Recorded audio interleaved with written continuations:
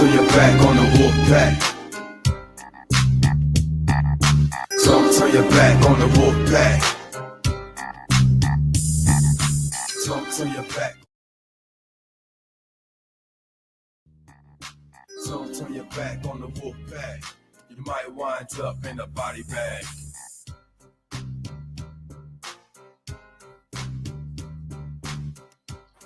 You see this, EA? You see what I'm doing right here?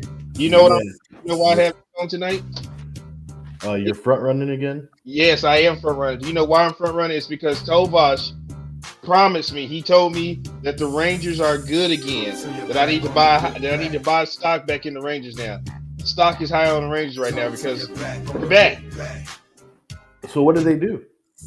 Well, they signed a great guy who's going to come help the team out. I mean, it gave him a big contract. I was shocked because the word on the street is that the Rangers don't ever spend money on anybody. Well, that is true, and I was way shocked. I did not expect it that these Texas Rangers, with these owners who were considered to be the cheapest owners probably on the planet, I think their wallet was stuck to their leg, taped down. They weren't going to go down and get it, and they opened it up. Somebody convinced them to open up that wallet, and they spent like crazy. Do you know how much they spent?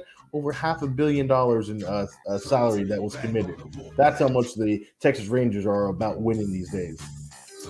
Well, sounds like my type of organization, you know, pushing your chips to the table, trying to get a win. Unlike some other organizations here in Dallas that don't appear to want to be doing that these days. You know, which ones are you talking about? I don't want to name any names. Are you talking about the other one in Arlington or the one in Dallas? Both of them. Both of them. Okay. Both of them don't want to push their chips to the table. But you know what? That's either here. I'm glad that you're accepting the Rangers because, from my knowledge, I don't think you know anything about the Rangers. I don't think you know where they even play. Really, that's what you're doing. Mm-hmm. That's what you're doing. Over there on they actually play on Ballpark Way, actually, to be exact.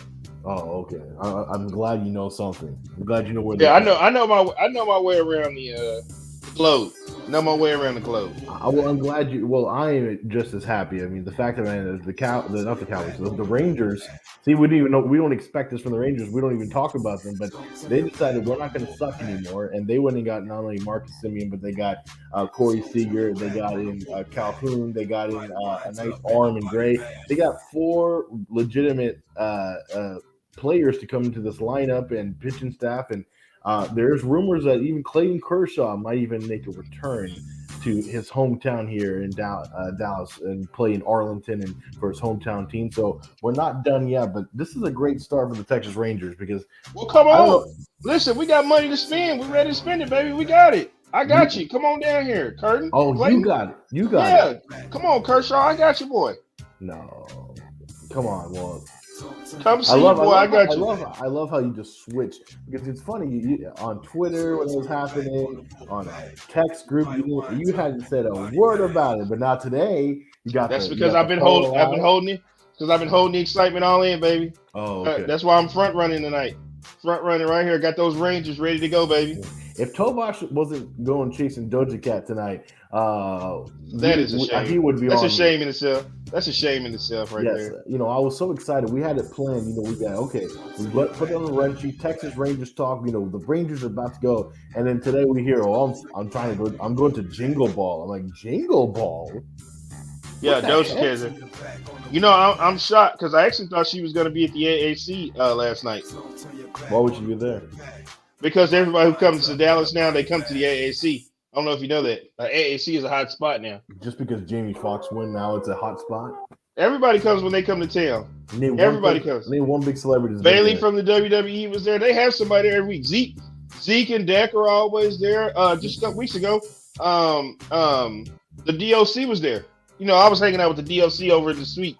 You know, he was sitting right there. He was sitting right next to Dub City. I went over there and said what's up to him. You know, gave him a little fist pound. Said, "What's up, DOC?"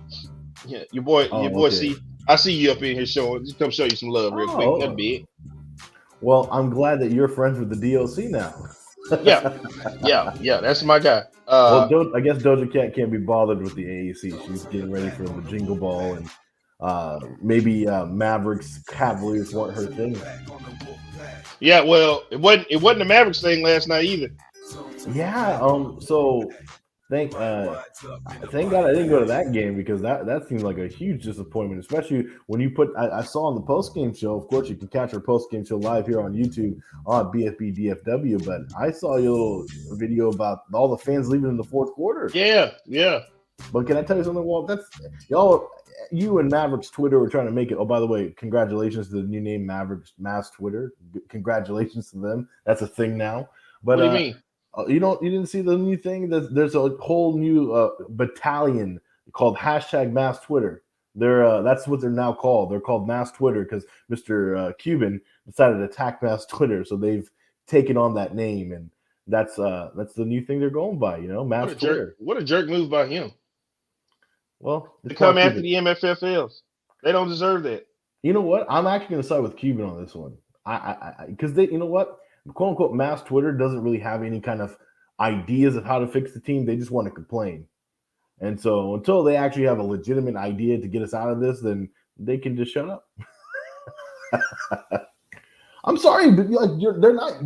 They act like they act like they know like way better than actual professional basketball and front office executives. Here it is right here.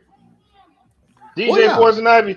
Shout out to DJ Poison Ivy. Where are they going, Poison Ivy? Bring them back.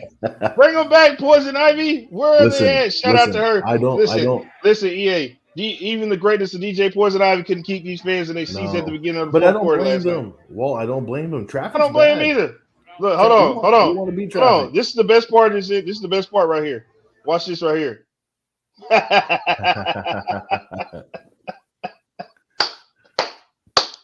But you know what's funny? A lot of these people are the same ones that were praising Nico and Kid and saying that things were going to change, and now they're ones turning their backs against the same people, saying that we were duped or something. I'm like, nothing was going to change. Here's the thing, though.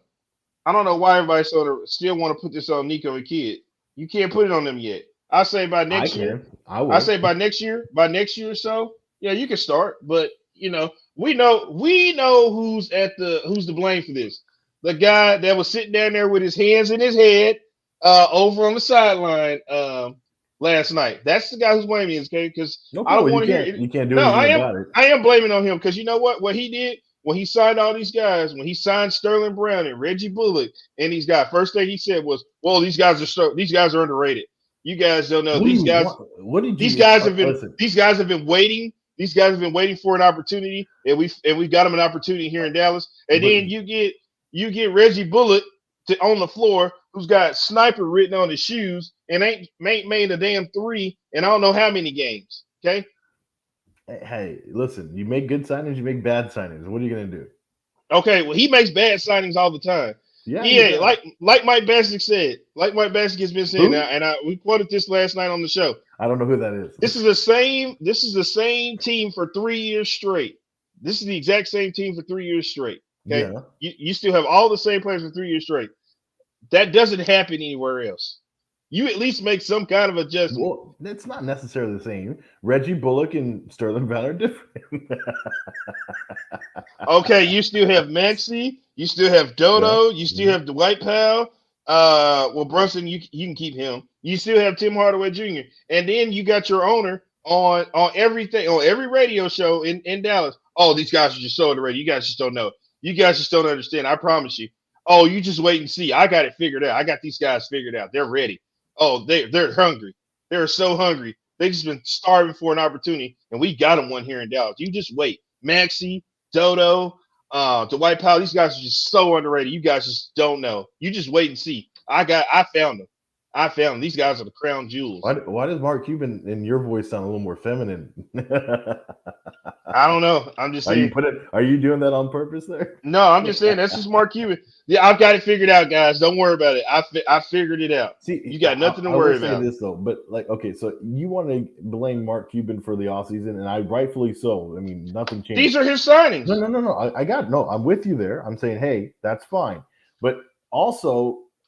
Nico, I just want to know when Nico is allowed. We're allowed to blame Nico. When does it start? Because when does Nico start? His criticism starts this season. This offseason is Nico going forward. Okay, But no, He but in season, you know that the general manager is supposed to be working. he can't Sometimes do during. anything. He can't do Why anything in not? season with these players that Mark Cuban signed. Nobody wants these So let guys. me ask you a question. So that's not going to change in the offseason either. So you No, tell me, no. You know what he gets to start with? The Mavericks have a draft pick this year. Okay, he Mhm. starts fresh with the draft Okay, pick. but, Okay, but Walt, be reasonable. That one draft pick is not going to change the fortune of the you don't franchise. know that. You do not know that. All they need is one key player. That's all they need. Okay, Now, well, so have you been? So let me ask you this, because I know you go scout deep in these college ranks, right? And getting ready, college basketball's underway. I'm glad you said that, EA, because starting this Saturday, Uh huh. oh, you better believe Saturday morning, my TV is gonna be set on CBS, and I will Okay. be doing some scouting Okay. because Okay. I need you the to. yeah. Oh, no, don't worry. And I saw my guy Nico at the game last night. He was down there chit chatting. I Mhm. was up in Dub City doing some stuff. I didn't get a chance to go down there and kick it with him. He's not But like you and next, Donnie. He's not like you and Donnie. oh, me and him, we have to develop a relationship. So pretty soon, me and him, we'll get some things together and we'll Mhm. figure this thing out. Don't worry about Okay, it. We got I it. hope, because my thing is this. Here's my contention. The only way the Mavericks are going to be saved this season is by free agency. And if No, Nico, no, no, that's the only no, way. 'Cause no, if you're no, going to no, waste, I'm just telling you, no, you're going to, then no. it's going to, here's the thing. The way you're going about it is going to, and it might be the right way what you're going. I'm not denying that. But it's going to take a long time. And by that time, Luka EA, Doncic is going EA. to be Well, gone. here's the problem. Here's the problem. Your idiot owner gave so much money to bad players that the draft is the only way out at this point. Because guess what? They don't have any money to sign anybody else this offseason. Actually, you could. They have cap space this season. No, they don't.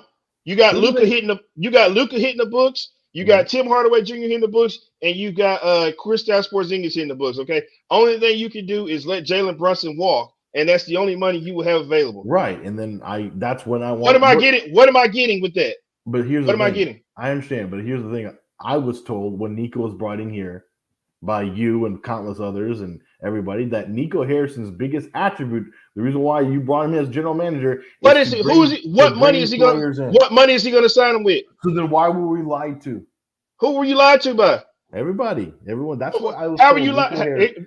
I Please told explain me how you were Nico. lied to. So first of all, we didn't want Jason Kidd, but we got Kidd Oh, no, because no, y'all didn't want Jason Kidd. I I wanted still Coach don't. Kidd. I know you. You're like Yeah, the only yeah. guy. A kid still looks lost out there trying to fix this mess. Still Hell, fourth quarter EA, problems. EA, I got news for you. I'm lost every time I watch a Mavericks game. So he ain't the only one. Well, Listen, look, let me tell you how bad it's gotten.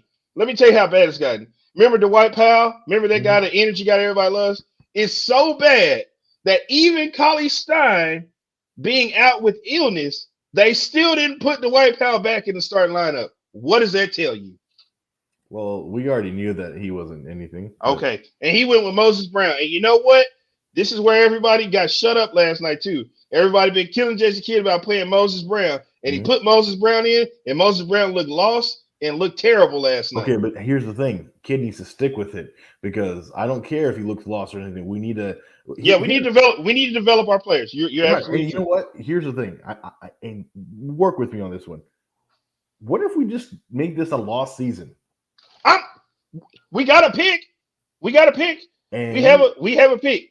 I want to let's I am challenge, just fine with being in the top 10. I'm just okay, fine being in the top 10. or even you never know what happens. Let's be a lottery team. Get into that lottery and see what Yeah. happens because by then you get another young stud to put player next to Luka Doncic. Then who knows what KP is going to be by then? We don't know. We still a question mark, but you don't know Well, what would happens. you listen at you? Look at Well, who's coming around to seeing things my way. I'm You not know going. what? No, no, no, no, You no, know no, what? no, You no, know what, no, no, no. EA? If you had done this a couple years ago, you wouldn't be in the position you're in now. What do You you mean? got bad What do you mean?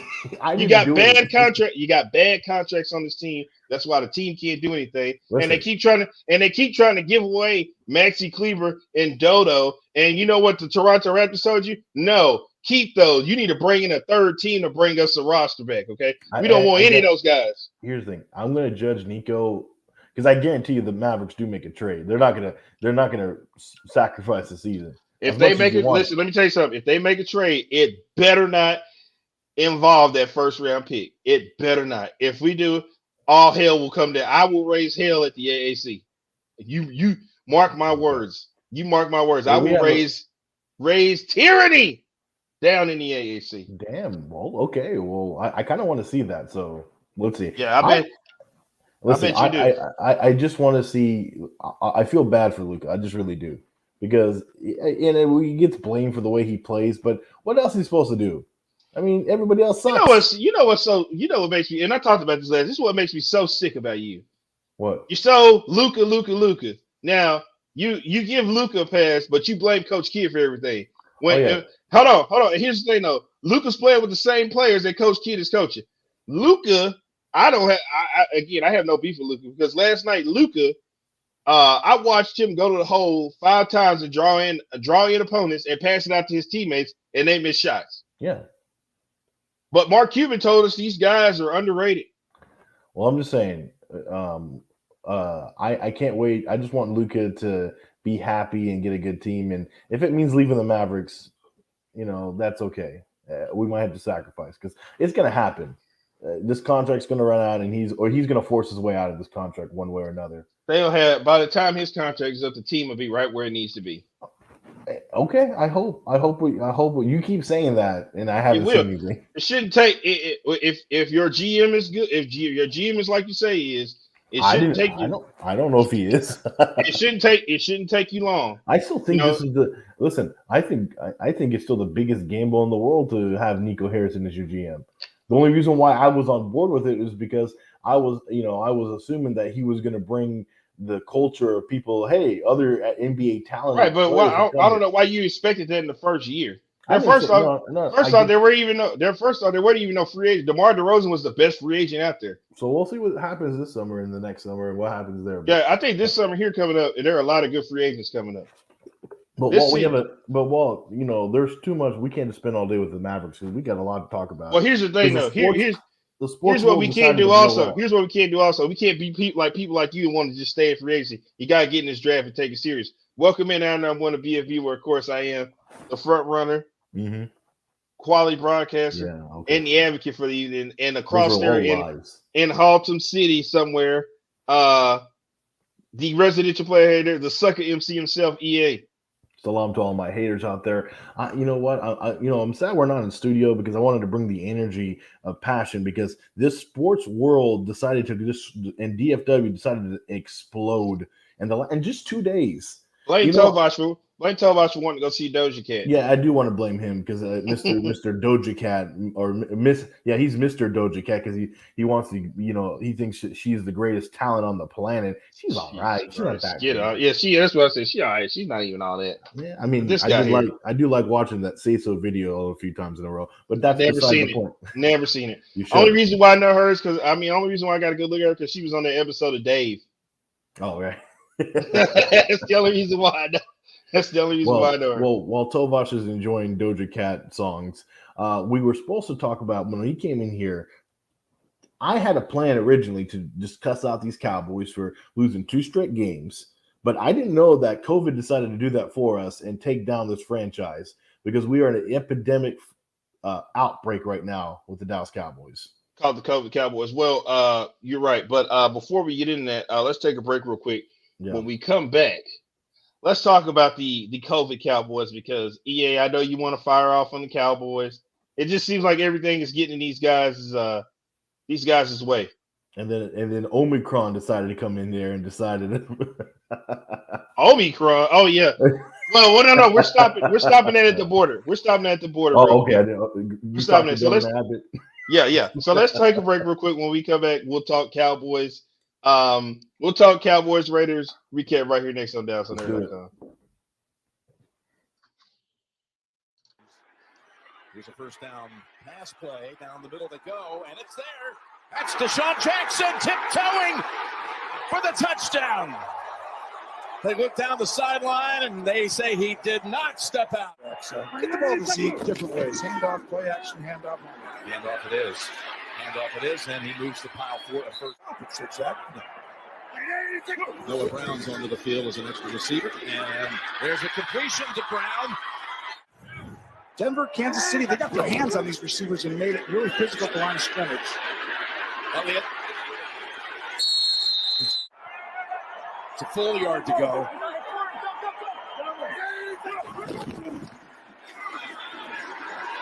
he's going to follow a blocker.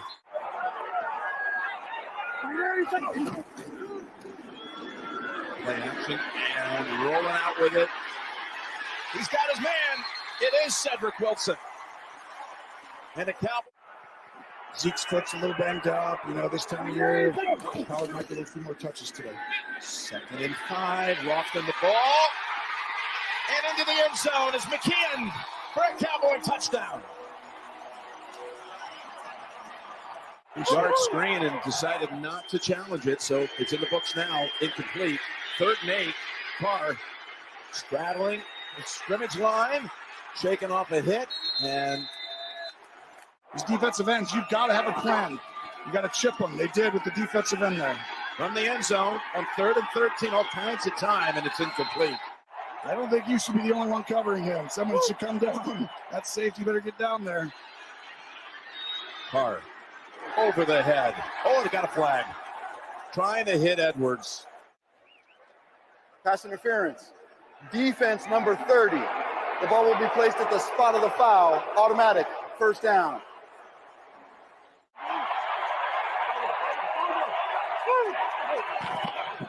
Cowboys blitzing. Carr unloads. Got the first down to the 35. If you don't have him doubled with him, he's getting the ball. Carr's looking at him. Then he's going to go long. Going to air it out to the end zone, and it's knocked down. Flag is thrown. Flag is thrown at the 5-yard line. Defense number 30. The ball will be placed at the spot of the foul. Automatic. First down. Jackson in the slot to the left. They'll go Jacobs, and he'll go in virtually untouched for the touchdown. Howard breaking free into the secondary and across the 50. Ripping off a big run, Tony Pollard. Well, back. Got him. Holding. Offense number 63. That's a It's a killer for 10-yard the penalty. stadium. Replay. First down. Back at the 15 now. The Cowboys did it to Schultz. I've seen one guy like that too. Is definitely more than you want, but 3rd and 10. That's dropped by Schultz. He would have had the first. In his career, he's always been a threat in the passing game. Well protected. Oh, and it's knocked down, but a flag again. Holding. Defense number 7. It's a 5-yard penalty and an automatic. First down. For the Raiders this week on both sides of the football. And they got a flag flying on the snap. They've got a first down if it holds up. it's hard to do. But Carr did it right there. On first down. Looks up ahead. Finds Waller. Who breaks. Season changing. Yeah, you're exactly right. Even better, sir. Here's the first down. Setting up a screen.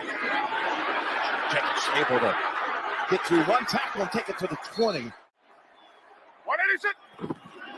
On first down. Jacobs got a quick 5 and more. 9.5.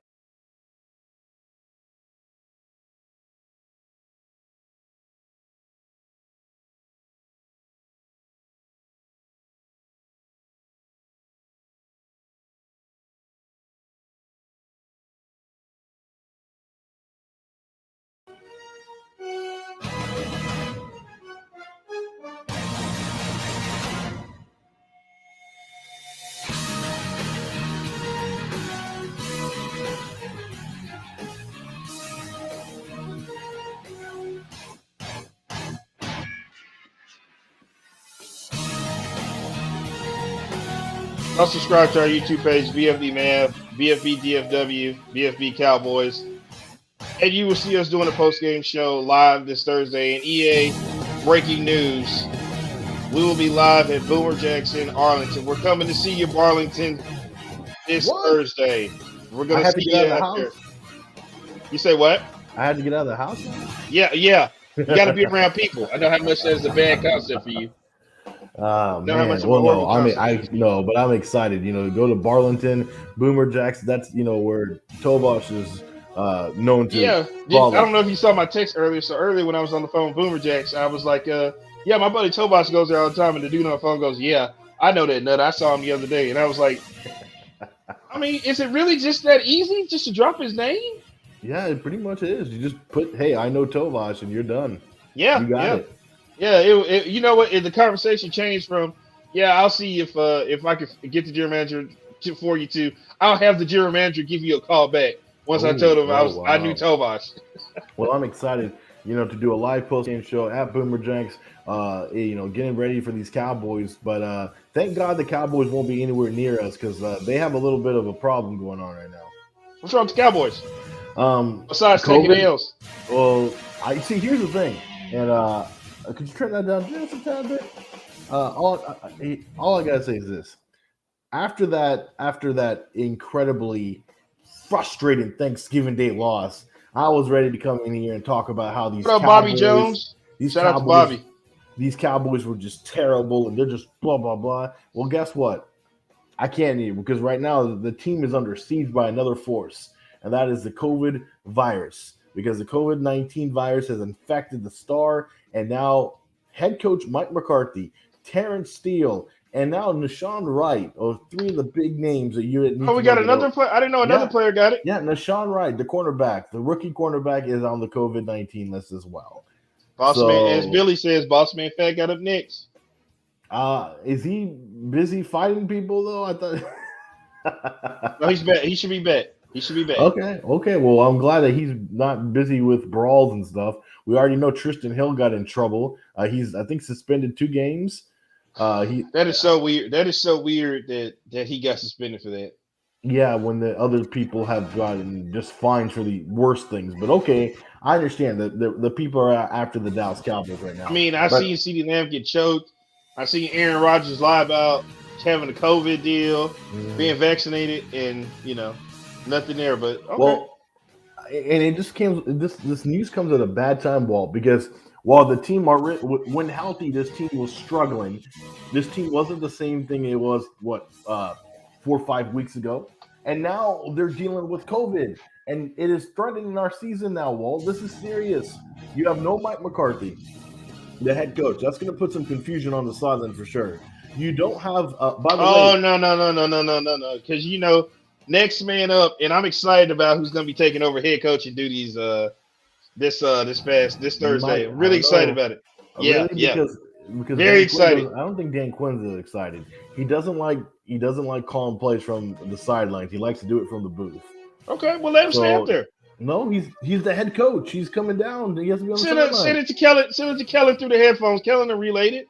So you guys need to let my guy cook. Let my guy cook the way he wants to cook. Okay, let him do it. You're just adding more confusion to the entire thing. Not at all. Let Kellen. We can make Kellen feel important, especially be down there with the players and talking to him, make him feel like he's the head coach. But we know who's really the head coach. So Dan Quinn not only has to call the defensive plays, but then also keep an eye on the game and manage it, and then send calls down to Kellen Moore and say you got to do this. That makes no sense, Walt.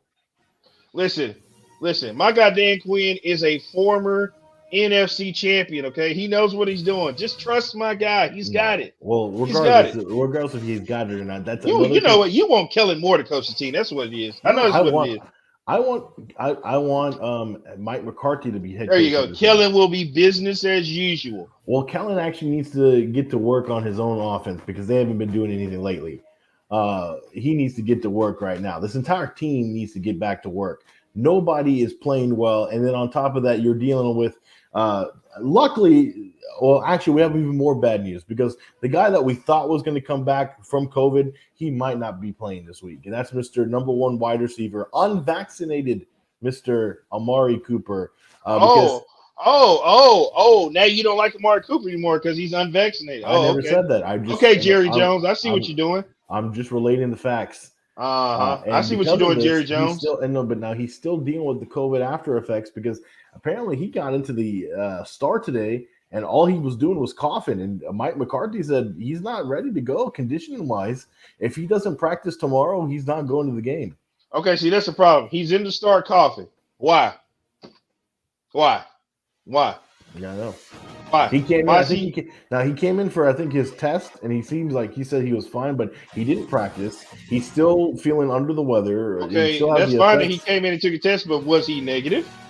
I don't know. They didn't reveal anything like that. All we know is that he came to do the test, and he doesn't seem like according to Mike McCarthy, he doesn't seem ready. Like he doesn't seem game ready, or that he might miss this one again. So that's another concerning thing we have. CD and Michael Gallup can get the job done against these Saints. I'm not worried. I feel confident. I'm fine with that. I'm just saying that another weapon that goes down the drain because of COVID. COVID is ruining this team right now. Hey, listen. And by the way, you want Amari Cooper out. You want Amari Cooper out. The longer he's out, the better he can rest.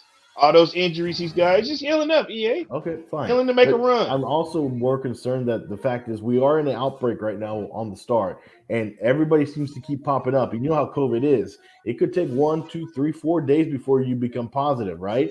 And let's say it's Wednesday, and all of a sudden, God forbid, Dak shows up, or why would you say such a moronic thing like that? Why would you say something like that? Are you mad that I threw it out there? I'm glad you like that. I'm very upset you. Why would you say something like that?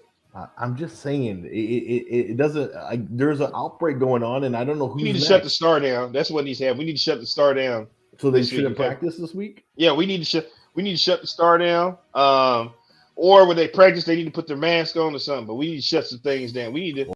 They are. We need to do something. They're technically in a little bit of a shutdown right now. Yeah, that's what they're in virtual meetings and stuff, and that's it. They're not even in the weight room right now. They can't do weights. Good.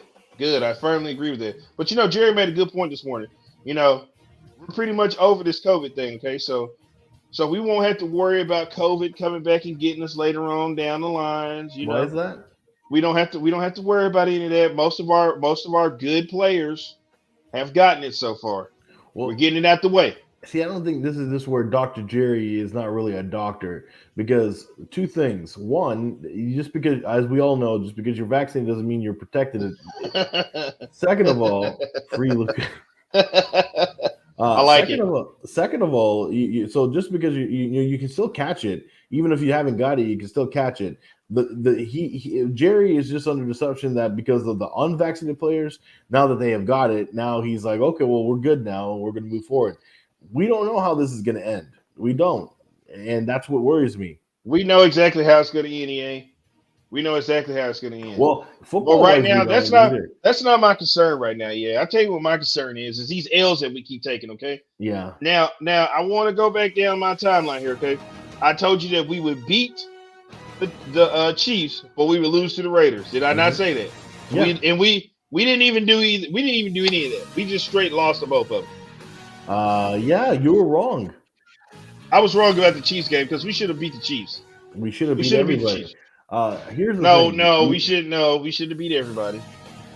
Who's a better GM, Jerry or Mark? That's kind of tough. That's a tough I can answer that question for you. Jerry Jones.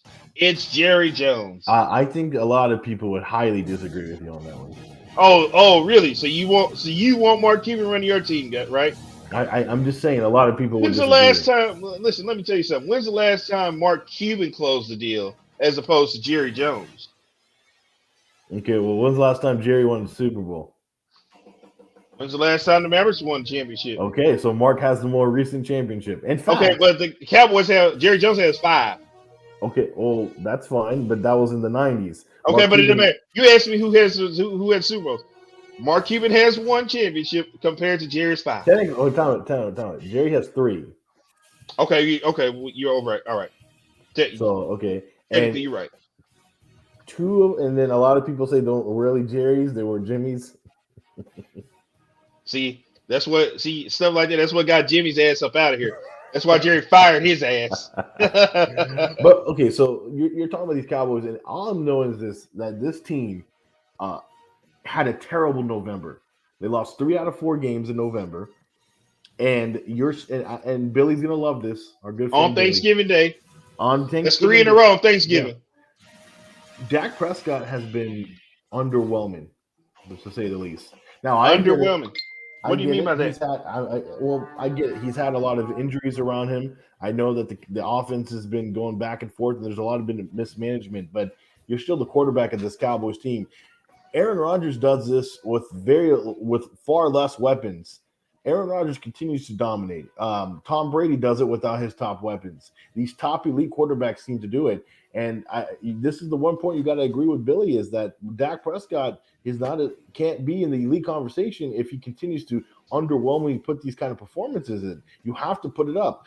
Are you only going to give it to us if you're that, you have to have everybody fully healthy to go? He makes a good point there because so far in November, he failed. He failed. He was at the top of the MVP conversation, and now he's not even going to be close in it because of the way he's been playing. Look at that Chiefs game. That was one of the worst games I've seen Dak play. He couldn't get anything going. And then we go in the Raiders game. I'm glad they brought it back, but what did he do the first play in overtime? He misses an incomplete pass to Noah Brown that on third down and pretty much killed it for us. This is the problem with this Cowboys offense, but it's not just Dak. Look at the offense. What are the coaches doing, Walt, when they decided to do mix and match with the offensive line on every possession? On every single play, they're like, okay, we're going to switch everybody out. Why are we doing that? Try to mix it up a little bit. Try to get creative. That's stupidity. That is stupidity. Wait a minute. Are you questioning Double MC? Is that what you're doing? I'm questioning him. I'm questioning Kellen, and I'm questioning Joe Philman, the supposed guru of the offensive line, because those are stupid decisions. Listen. First off, Jerry didn't do us any favors by not making any moves at the trade deadline. That's neither here nor there. That's a big move, yeah. Yeah, but we didn't do anything. We didn't do anything. We just signed any players. But we didn't have to make any moves for offense. Our offense was fine. We need players. We always need players. Okay? No. Jerry didn't do anything. Hold on. So, what's Double MC to do? He's got to try to trick this thing up a little. Listen, what did I tell you? Double MC is a former Super Bowl winning coach, okay? He knows what it takes to get these guys to the Super Bowl. Let him cook. Let him cook. Okay, but Walt, we won't be cooking this Thursday. When you talk about they missed that. That was a cooking day. You were supposed to cook that day. The offensive line is all about continuity. It's about keeping everybody the same so that they can move in unison and get all that going. Thank you, Bobby. He's just kissing up to you. Don't worry. No, he's Bobby, not. Yeah, he's kissing up. I speak the truth, EA. No, you weren't. Let my guy Double MC cook. Does he look? Does my guy Double MC look like he can't cook? Okay, wow. You doing fat shaming now? Are you doing fat shaming now? I didn't. All I said is, does he like he can't cook? They're gonna meet That's you. That's my coach. I like Double MC. Hashtag cancel Walt. No, your offensive line, you can't just go and sit there on every play and switch out this player for that player. You get your best five, and then you say, let's go play. When Lyle and Tyron Smith came back, boom, that should have been it. Those two should have been your starting tackles, and it should have been over. But no, they decided we got to wing Tyron back in because he's not 100% healthy yet. Tyron was in. They decided they're still trying to punish Lyle Collins for some damn reason. Hey, it makes no sense. I'm sorry, but I don't like this the way they're handling the offense right now. No wonder they're struggling. And then, of course, your top receiver, and Amari Cooper is not available for you. Now he's going to miss 3 games. Probably he's going to miss 4 games. Who knows?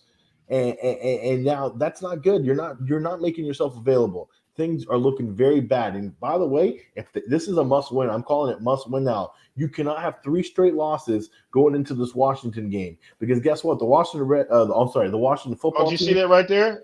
Are you scared of the Washington football team, EA? Are you admitting that? Have you seen what they've been doing? Tyler Heinicke is playing pretty good for what he is. Did you see the video I sent you before the show started? Yeah. The fans were in the street. The fans are in the street chanting, "We want Dallas. We want Dallas." They want some of the detail, baby. This Grotopia fan, are you scared of Washington? This is typical. Well, Cowboys. yeah, are you? I'm not scared, but I'm scared of where we're playing. We can't beat. What makes you think we can beat Washington right now? We can't beat the Raiders. I told you we weren't going to beat the Raiders. I told you it was going to make no sense on how we lose to the Raiders, but we're going to lose to the Raiders. I've been telling you this. That's one of those games. That's one of those games that was circled. Denver. How did we lose to Denver? That was a trap game. That was a real trap game. Then how did we lose to Kansas City? We shouldn't have lost to Kansas City. You know what happened in Kansas City? You know what happened in Kansas City? What happened in Denver? And what happened with the Raiders? You know what? It's called what I do. It's called front running. It's what it is. That's what they were doing out there. Yeah, well, front running. That's not cool because guess what? Now we're in panic mode because if you don't win against the Saints, you drop to 7-5 on the season.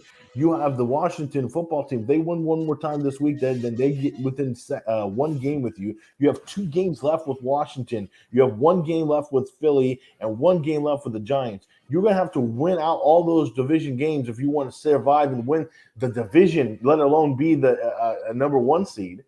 We'll lose one game to Washington. We'll beat the Giants. We'll beat, and I'm gonna go as far as say I'm going to go as far as say we're gonna beat the Cardinals and we'll beat the Eagles. I mean I'm not gonna say gonna beat the Eagles. That'd be last game of the season. Nobody probably playing that game. Eagles might have that game. Well, the Cowboys might be fighting for their playoff lives come the final. They're not gonna be fighting for their play. The most they'll do is drop to like 4. It's dropped to the 4 spot. You're telling me that the Cowboys can't turn. You're gonna all of a sudden just get back to normal. What have we seen? Are you saying the Cowboys are going to lose out? Because this sounds like you're saying. I'm not saying lose out, but I also say that they can't afford to. They only have 1 more loss coming up. 1 Washington game. That's it. I got the Giants not beating. I got the listen. They're going to lose to Arizona. No, hell no. We're going to beat Arizona. Arizona's going to be the game that we make a statement. The best. Arizona's been winning without. I don't give a damn what Arizona is. They've been winning with Colt McCoy. Okay, I don't care. Well, guess what? Colt McCoy for to catch this L in a couple weeks. That's what's going to happen with Colt McCoy. Well, I don't think so. Hey, Growtopia, the Cowboys' schedule has been easy, but just because they're not going to get a first place schedule if they don't win the division first. They got to win it first. I think we're. Oh man, they're going to win the division. I think we got Philly losing helped you win the division. Okay, what about Washington? Now Washington's 2 games back. Okay, what about them? Okay, so if you lose to 1, you said we're going to lose 1 time to Washington. Right, we're gonna beat the Saints on Thursday. So you do know we're gonna lose 1 to Washington. We're gonna beat the Giants. And we're gonna beat the Eagles. Hold on, the way you're talking is you think Washington's gonna have some big losses. When did you become a Washington fan? What's all this Washington talk? You know, I'm just saying that. Hold on, let me pull up Washington schedule. Let me see Washington plays next week. You're doing all this Washington pumping up. Washington. Nobody care about no damn Washington. You should be. I mean, they're look who they play on Sunday. Who? The Raiders. And I guarantee you they could beat the Raiders. Man, listen, man. Okay, we got a problem here. What? Okay, the same thing they did to the Cowboys, they did to Washington. All of Washington's next couple of games are nothing but division games. Well, yeah, that's how they did it to everybody.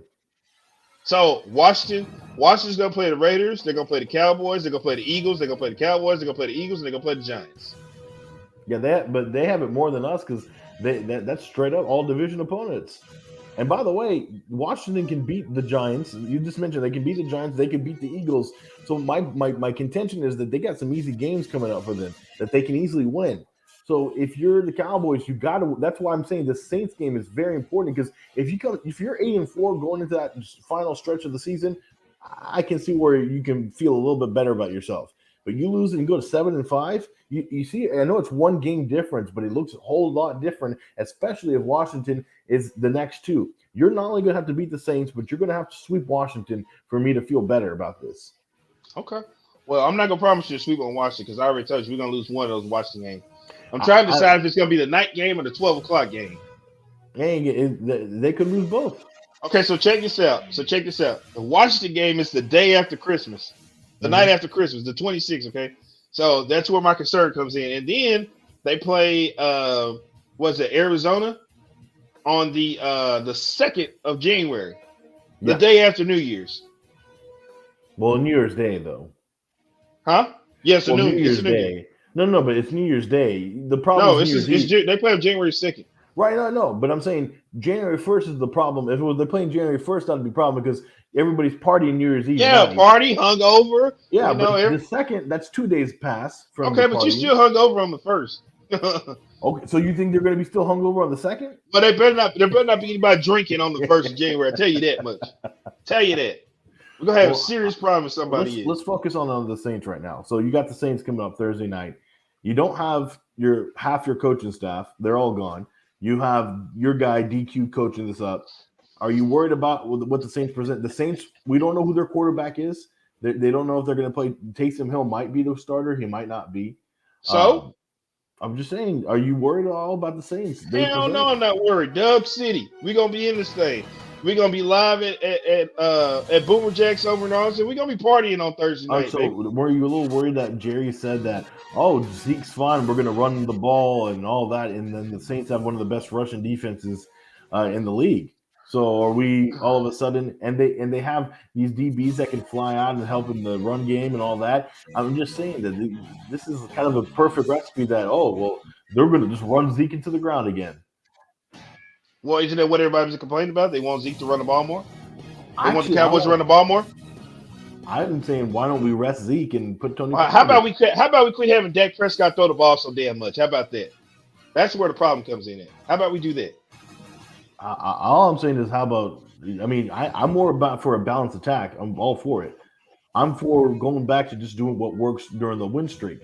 We were the number 2 rushing offense in the league. We've dropped down. Now we're still in the top 10, but it's not looking pretty. Our rushing game is statistically dropped every year. We need to get back to dominating football. My thing is, it's not about Dak. It's not about Zeke and Tony Pollard. It's about your offensive line. They've lost their edge. They're not the bullies anymore. That's the biggest thing. Yeah, you worry too much. Everything is fine. Everything is fine. Everything is A-okay. Well, you're telling me from what you saw on Thanksgiving Day. And I told you they were going to lose to the Raiders. I told you that already. Forget that. But look at what happened with the offensive line there, okay? You saw the Raiders game. You saw the Chiefs game. You saw this offensive line get bullied. They got pushed back constantly. There were moments when even Tyron Smith got played against the Raiders. Have you talked about these referees with all these penalties, which my guy Jerry's looking into with this referee and stuff? This is ridiculous. All these penalties that were thrown in this game. And second of all, why are you doing this to the Dallas Cowboys when you know they didn't have CeeDee Lamb, nor they didn't have Mark Cooper? Why are you doing this? All right, so you want to blame the whole? Let's start with the officiating thing. Okay, let's talk about it. Okay, let's talk about it. That's a lot of penalties. I will give you that. But the Cowboys are coming into this game. We're the most penalized team in the league right now. That's a problem. We're not doing nothing but out here balling. No, it's for the Cowboys because they're doing it to themselves. But some of these penalties are a little ridiculous. Now every game is. I feel you. 1 or 2 penalties might be not kosher. But for the vast majority, the Cowboys deserve to get those flags. That's a problem. Anthony Brown, I'm sorry, but Anthony Brown was getting his ass beat. That's why he was gonna. What do you want to do? Yeah, he did the best with what he's not as fast as Deshaun Jackson. Okay, I don't know why he was on Deshaun Jackson anyway. Okay, so maybe your guy DQ needs to fix that, shouldn't he? Yeah, he should have, because Deshaun Jackson, I don't even know why he should have been double teamed the whole game. Especially after Waller went out. Another thing is, but you go back to the Chiefs game, they were still getting penalties after penalties. And they're not controversial. The problem is that the Cowboys themselves aren't playing sound football. They're not playing disciplined football. They've been doing a little front running. I'll admit they've been doing a little front running. And that goes back to what? Coaching. You just want to blame the coach for everything. It's sickening. I'm not a coach killer. You want to blame the coach for everything, okay? And so it's Mike McCarthy. So it's Mike McCarthy's fault they were missing that Dak Prescott was throwing the ball and they were dropping passes the other game, right? It's Mike McCarthy's fault that the players keep getting penalties. But the problem is that your coaching staff is responsible for getting the team ready. Okay, so what is he supposed to do? The penalty for the penalties they get, what's he supposed to do? They're not getting ready for the games. That's 2 games in a row where they had shitty starts to the season or to the games. This game they didn't even have their receivers. No, I don't. That's an excuse. That's not an excuse. I told you why the Raiders were also going to win this game. I said the Raiders are going to beat the Cowboys because the Cowboys have a problem playing against teams that air the ball out against them. Okay, when teams throw that ball deep, those are the teams they struggle on. And what did the Raiders do? They threw the ball deep. I told you this was coming. I did. I warned you. Well, get ready, Walt, because that's what's going to happen in the playoffs. Suns Warrior game is fire. Difference between Mavs. Yeah. I'll get to that in a second, Shay. But here's the thing, we're talking about. Here's the thing, though. You know, I'm not worried about it anymore because we'll have CeeDee Lamb back. We'll slowly get Mark Cooper back, but we have at least one of our weapons back, and that's CeeDee Lamb. Okay, they shut the run game down. You shut the run game down. You got nobody to throw the football to. What are they supposed to do? All I'm saying is you better be ready going down the stretch. This defense better be ready. This coaching staff better be ready because they got to win. This has been unacceptable for this season. And You act like a member of Cowboys Nation. That's what you've turned into. What you hate the most, and that's Cowboys Nation. That's what you're doing right now. So nothing's wrong. Everything's fine and dandy. No, I didn't say everything's fine and dandy, but you're all up here. I'm so worried. I'm worried. I'm worried. I'm worried. Yeah, I'm worried about this team because they're not playing what they need. I don't know if you notice every week you get on here and you say I'm worried about the Cowboys. There hasn't been a week that's come by you haven't said, "Well, I'm worried about this. I'm worried about this." Our win streak I was very Oh, so when everything's fine, you want to be all on the bandwagon? Oh, no, it's not a bandwagon. It's because we're just being. Hey, I'm looking at it and they're not playing well. This is a night and different. There's a night and day difference with what we saw earlier in the season to what we saw now. And case in point, Dak Prescott. Dak Prescott has not played well at all. Okay, so they hit a little rough patch. Okay, it's not the end of the world.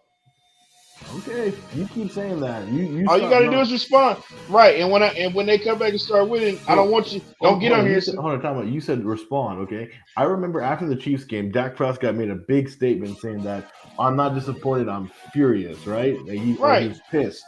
Well, what happened in the Raiders game then? They go into the Raiders game, and you keep saying teams that beat them. Okay, forget the defense. How about our offense? How about the fact that our offense couldn't get anything done? How about the fact that they only converted on they shut the running game down and they had nobody to throw the football to. Oh, okay. So we have no way to go. Why didn't we use Tony Pollard more? Why were they? Where was your guy? Where was your guy? Huh? Who? Where was your guy that you wanted to throw a pizza party for? Yeah, where was he at? Because he made some big catches in the fourth quarter and in overtime. Really? Actually, go watch the game. You actually watched how many games did they play in the game of football? If you actually probably saw, first of all, your quarterback, first of all, is responsible to get the ball out. Oh, now that's what you're doing. You're sounding like Billy right now. You're sounding like Billy. Maybe Billy has some points. Really? Let's go over here. Dallas Cowboys, Raiders. Let's see. Cowboys, your guy. You talking about your guy, Michael Gallup. 5 receptions for 106 yards. And you said they came in the fourth quarter? 5 catches for 100 yards, and you're trying to tell me that? And they came in the fourth, and they only came in the fourth quarter. I mean, what are we doing? There are 4 quarters. This was a Michael Gallup game. I thought Michael Gallup was going to get a shine on. I thought everything was happening. Michael Gallup gave me nothing on Sunday. He gave you 5 catches for 100 yards. That came in the fourth quarter. There are 3 other quarters. Where was he at? They shut him. They double teamed him, right? Oh! Now we got excuses. Time out. We got a huge thing from Shane. There we go. It's time to admit the Cowboy team is as good as everybody said. Our fans buy into the hype every time we have a good run. I've been quiet all year because I've seen this show before. If the offensive line isn't perfect and we don't have all of our offensive weapons, Dak struggles. We're about to play a horrendous Saints team, and I fully expect to be a close game. It all comes down to our offensive line. If they don't play well, our offense will be terrible. I'm with Billy. Dak is – it cut off. Don't do this. Okay. Don't do this, Shane. Don't do this, Shane. Don't do this, Shane. See, I'm not going with this Billy either. Dak sucks. Or Dak. You see what Billy's done? You see what Billy's done? You see what happens with Billy's done? Yeah, he has turned the Metroplex against Dak Prescott. And listen, I'm not against Dak Prescott. I'm just saying Dak has struggled these last 3 games. In the month of November, he has been terrible. But outside of that, he's been playing vastly well. And to say that he's so is Zeke, and so is Amari Cooper, and so is CeeDee Lamb. What? Wait. When did we play Atlanta? In November. Okay, so that was a good – he ain't had that terrible of a month. Oh, 1 game. He was 1 for 3 in the month. That's not good. Dak doesn't suck. Dak is really good. He's just been really mediocre lately. It's all about the offensive line. And that's what EA saying. That's what EA saying. Yeah. I mean, can I really put it on Dak? How many times have I watched Dak Prescott hike the ball and step up and throw, and the line just fails him? No, that's true. And that it's not entirely his fault, but also other quarterbacks with far less weapons and far less wide receivers have been struggling. By the way, can I bring up one point? Mr. Billy, I hope he's watching because he keeps hyping up the fact that Dak Prescott is not a great quarterback because he doesn't make those throws, those accurate throws, and he keeps comparing to one quarterback, right? He compares him to that guy in L.A., that Stafford guy. And all I've got to say is Stafford in the last 3 weeks has thrown 3 straight pick sixes in 3 straight games and has been horrendous. Still Dell effect. So I'm sorry. Dell's fault. I think from now on, Billy is not allowed to talk about quarterback play ever again. Oh no. Okay. See, and look, Dak is better than Stafford. Well, don't tell Billy that. Well, he says Stanford. I think he meant Stafford, but yes. Yeah, don't tell Billy. Don't tell Billy that. Yeah, he'll have your head for it. Yes, he's been awfully quiet about those Rams, who have been struggling as well lately. So, and apparently they're supposed to be a super team. Right. So, I'll say this: I think the Cowboys have a very good shot at winning this game. The only thing that gives me any kind of positive concern Whoa. What do you mean? Well, they have a good shot at winning this game. They do. Ain't no shot. We winning this game. Well, you can't Listen, do that. EA, there is no tomorrow. There is no. What did I tell you? There is no tomorrow. There's no tomorrow. Okay, that's fine. But you can't do that after you losing 2 straight games. The way y'all did, you can't say this. The way y'all did. The way y'all did. Oh, you're not a part of Cowboys anymore. Oh, okay. Well, there you go, people. There you go, Facebook, Twitter, Twitch. You see where his loyalty lies. He's jumping off the bandwagon because it got just a little bit rough for him. They're not playing his style of football, so now he's ready to get off. It's fine. I never said that. Yeah, when you're ready, well, I know you're almost ready. You'll be ready to come back. So I never said that. You're just putting Jason S. Tackett says Matthew Stafford is amazing. He is a dog. We played great against the Raiders. We lost in overtime. Is okay. That's great, Mr. Tackett. But what's up with the pick sixes and stuff? Why is the great Matt Stafford turning the football over almost every game now? That is not good. He's never still Dell effect. Told you. Yeah, of course. Oh, Odell Beckham is a curse to a lot of teams. He took when down he's on Baker your team, Mayfield. When he's on your team, you got to force him to football. No, that's true. I mean, he does want that football. Jason, you got to force. So I'm guessing Mr. Tackett here is a big Rams fan. Well, no, it's not like if you watch the other night, his back was bothering. Like put on this comment. He says right here. He goes, Jason S. Tackett goes, "It happens, brother. New system. It's mid-season now." What do you? He's talking about Stafford and what's his name? Yeah, I'm Stafford talking about Odell. Stafford. Yeah, he's talking about Stafford Odell. That is. He just got there. They haven't had much time. No. But no, Stafford shouldn't be stupid enough to try to force feed Odell Beckham the ball then. You have to do that when you have him on the team.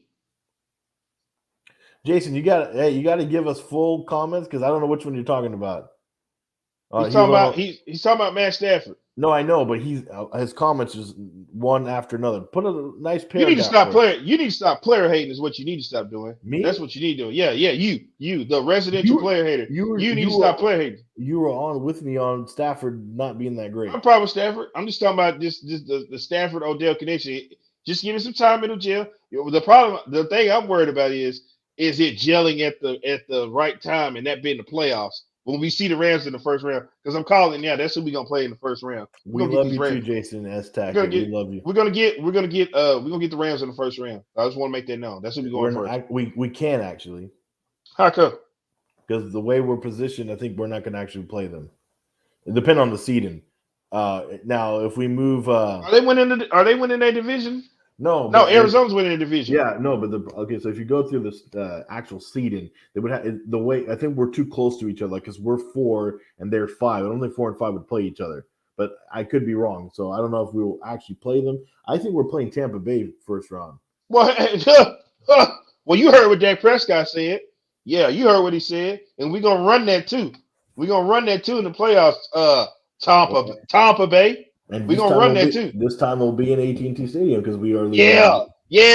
Well, except Tampa. I don't know if we're playing. Tampa. We could be on the road. Who depends? But Rams will have it here because the Rams aren't winning their division. Yeah. Well, either way, if we go to Tampa if we go to Tampa Bay or Tampa Bay come here, we're gonna run that back that we ran in the first game. You heard what my quarterback said. We're gonna see y'all again, and he meant that too. Fight come with it too. When he meant it. He meant every word of it. You know what's funny though? Tony Romo said the same thing to Tom Brady, and it didn't happen. Well, Tony Romo's Dak Prescott's a different quarterback than Tony Romo. I don't know if you noticed that. Even though you rocking Tony Romo jersey, didn't Daddy tell you about that? We need to get you a new jersey. Matter of fact, I know what your Christmas gift is. Know what your Christmas gift is. Okay.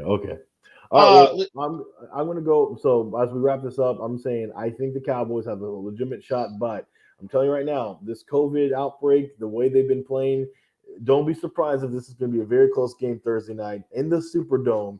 All that. It's going to be a very tough game. Listen. Look at that. Oh, look at those Romo love coming in there on the comment section right now. Listen, let me tell you something.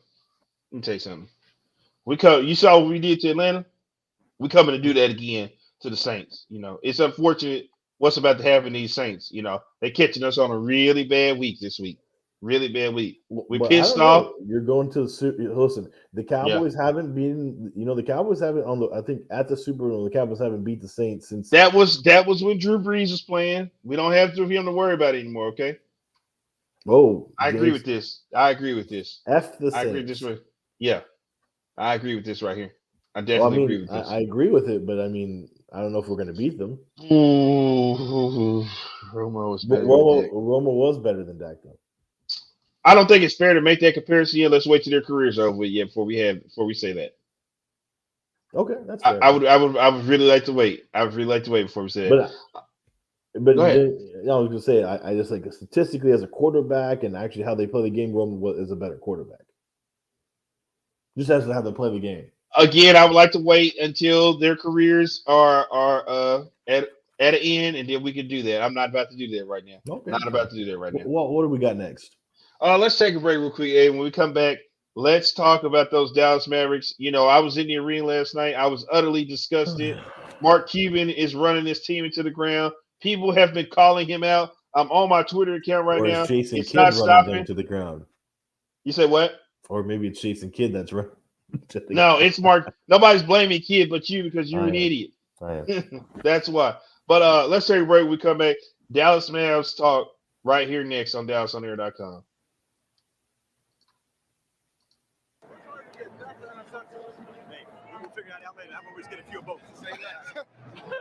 Yo, he always avoids our questions.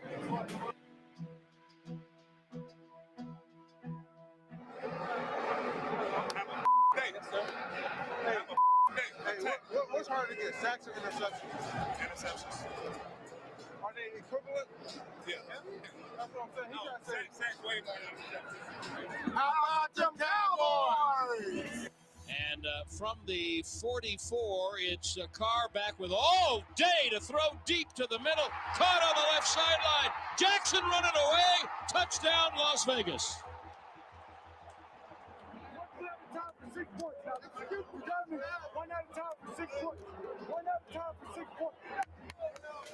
And on first down, play fake, half roll to the right, pointing, looking, throwing to the right sideline, caught. I don't think people realize how hard that is to throw on the road and throw a dot like that.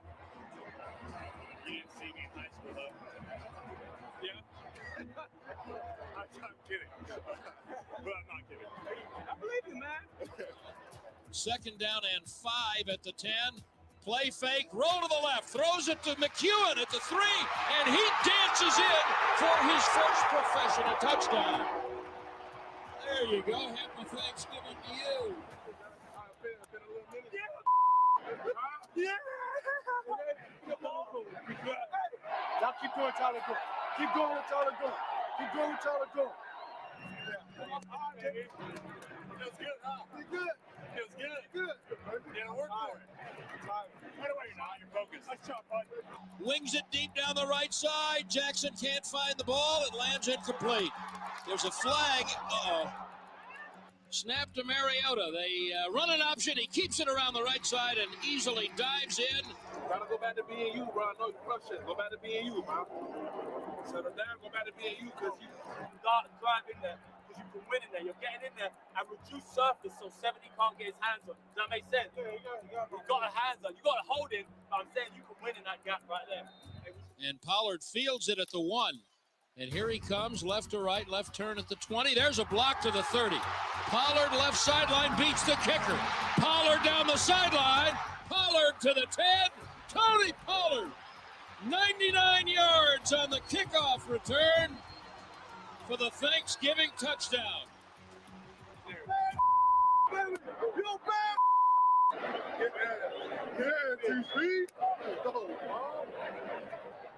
time. Took you 3 years. What's that? To get a kickoff return? He's got all day. Nobody near him. Deep to the middle. He's got a man. Renfro got away from everybody, and finally Lewis gets him at the 15. From 29 yards, the kick is good, and the Raiders win.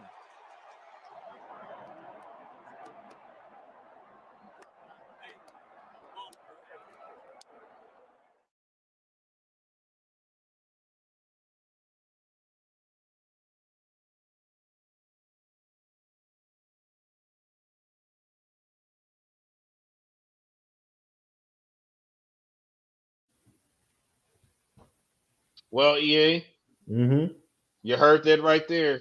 That was sounds of the sidelines. Very short this week. Very short. Very short. By the way, we got breaking news. Tristan Hill's suspension has been reduced to 2 games to 1 game. So that's something. And they might as well kept that shit at 2 games.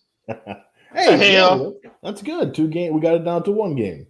So I'm guessing he'll miss the Saints game now. He shouldn't be suspended at all, if you ask me personally, but, whatever. Well, somebody who should be suspended is the Mavericks front office, because they have been probably the most horrendous thing I've ever seen in basketball. Just the way they play the game is just, remember early on, I never took you, seriously, they shoot the ball, but they have nothing else. They literally can't think of anything else to do with the basketball. They we have to shoot it. That's how we play basketball. If you're the Warriors and you're constantly making those threes, it's okay. It makes sense. But if you obviously are not making them, if your percentages are that low, try something else. Move around. Do something else. Wait until your shot can come back. But they don't, because this is a terrible Mavs team and they're so stubborn. Well, I'll tell you what, EA. When you're getting your head beat in, you're down. The only way to make a run is by shooting threes. Yeah. When you're down like that, you're getting ran off the court. So, Matt, you've been watching. You're a huge NBA fan. You've been watching plenty of basketball for most of your life. Is this, in your opinion, what is this Mavs team? Are they one of the worst teams have you ever seen? Are they like the '90s Mavericks? What's your opinion about this team and how they relate? It's not the worst Mavs team I've ever seen, because despite whatever's going on with them, they're still ranked number 5 or 4 in the. Let me see, they're ranked number 4 in the Western Conference. But look at how close everybody else. So you're kind of just tied. You're essentially tied with the same record with everybody else. The drop off between 1 and 2 and everybody else is huge. Warriors are 18-2, Suns are 17-3, the Jazz are 14-7. Then the Mavericks are 10-9. The Clippers are 11-10. The Timberwolves are 11-10 at 6. The Lakers are 11-11, and the Grizzlies are 10-10. The Nuggets are 10-10, and the Blazers are 10-11. So everybody's around 500 right now. So. Yeah, everybody's around, but that just tells you, everybody's on par with each other. Except like you said, there's a big difference in distance between everybody else and the top 4 teams and everybody else up on the top 4. And then of course right now, if you on ESPN, the Mavericks or the Warriors and the Suns are going at each other. On TNT right now. Yeah. So it's on right behind me. You can't really see it, but it's on behind me. You always have it on. Yeah, always, always. I don't have a TV in my room right here, so. Well, you need to change that. Well, this is my office space, okay? I'm very professional. I'm a professional person here. Well, what do you think this is? This is the office right here. You see these this computer here? I got a second screen, because that's what us ballers do. We got multiple screens here. I got a screen right here. This is a full room I have for my office. This is just my office. Mine's connected to the living room. You know how I ball. It's okay. Oh yeah, you got that money that make you disappear, baby. That's got right. that money that make you disappear. Well, EA, listen, I just want to throw this out there. Last night I was disgusted. I just want to make this known that last night it was me that started the booing in the AAC last night, because I felt it was the right thing to do. Is that a little unprofessional? No, it's not. It's not. What's unprofessional is the product that they put out there on the court that I got out of the comfort of my home to go watch last night. And this is what they did to. This is what they gave me last night. Not to mention, I got Chris Arnold on the floor promoting the 3 for $12 chicken tenders meal, which is not a good idea. Are they serving that to the press box? I saw our good friend Alec. He was in the press box. Yes. Well, okay. Well, those chicken tenders that they serve downstairs are different from the one that they serve up in Dub City. At least that's different. Yeah. See, when you're up in Dub City, when they have the chicken tenders, you get the 3 mac and cheese with it too. So you get the 3 mac and cheese and chicken tenders, and a little salad or something over there on the side. And then we have the Luka Doncic turnover tray with all the cookies and the brownies, the sweets and stuff like that. The bakery is open over there. That's what Billy calls it, the Luka Doncic turnover tray. Listen, that is the best, some of the best dessert. I'll give Mark Cuban that. He puts on some great desserts. Okay. Well, unfortunately, he didn't put on a good show at the AAC. I wasn't too much looking at Cuban. I was too busy trying to figure out how to get us back in this game. But the thing with Cuban, apparently people were saying he was disgusted over there on the sidelines. He had his head in his lap a lot the other night. So, listen, I think that I know people are furious with Mark Cuban, and rightfully so if they're going to have a bad team. But eventually, it's going to kick into him that he knows that these are terrible moves, and things will have to change. Well, here's the thing, EA. He signed the same players back 3 years in a row, and he still will tell. He just did a couple weeks ago with Porzingis.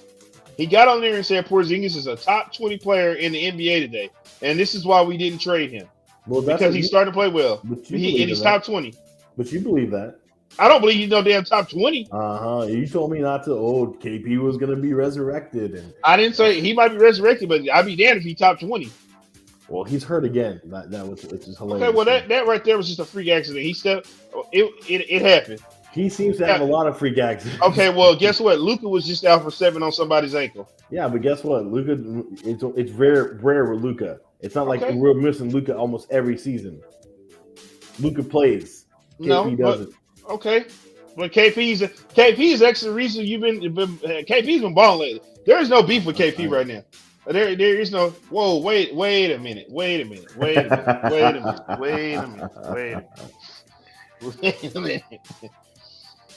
Top 7 power forward. I'm really bad. I have to go down my power forward list. Well, yeah, give us your top 7. All right, who's your number 1 at least? We know he's not KP, but who's your number 1? Power forward? It probably would still be Anthony Davis. Is he considered still a power forward though? Yeah. Well, they're stretch 4s and 5s now. NBA. Yeah. Well, this is a problem because there's no more positions anymore. They're just forwards now. There's no. Okay, so apparently, right now in 2020, time out. He just said, "Prove me wrong." Well, hold on. He challenged you live on air, Walt. Hold on. Okay, so here's how it looks. Okay, in the power rankings right now, they have Giannis. Of course, he does play power forward. They have Durant. He's playing power forward. Anthony Davis. I don't know how Zion's on the list because he ain't played one lick. Jason Tatum, I guess they moved him to the 4. Here's one person that Kristaps Porzingis is not better than. That's Draymond Green. No. Oh, okay. Well, what are we talking about in terms of defense or offense? He's not better than Sabonis. He's not better than Julius Randle. Hold on, we got more items. Wait, time out. Are they? Is KP better offensively than these guys? All around. No, but let's talk about just offense. All around. Is he better offensively? Okay, offensively, he's not better than Julius Randle. He's not better than Sabonis. Draymond, he might be better than Draymond Green offensively, but Draymond Green gives you so much more than that. He's not better than Tatum. He's not better than Tatum. Okay, even Zion Fat, he's not better than. He ain't better than Anthony Davis. He damn sure ain't better than KD. Who else they got on the list here? Pascal Siakam. They might be right there. He ain't better than John Collins.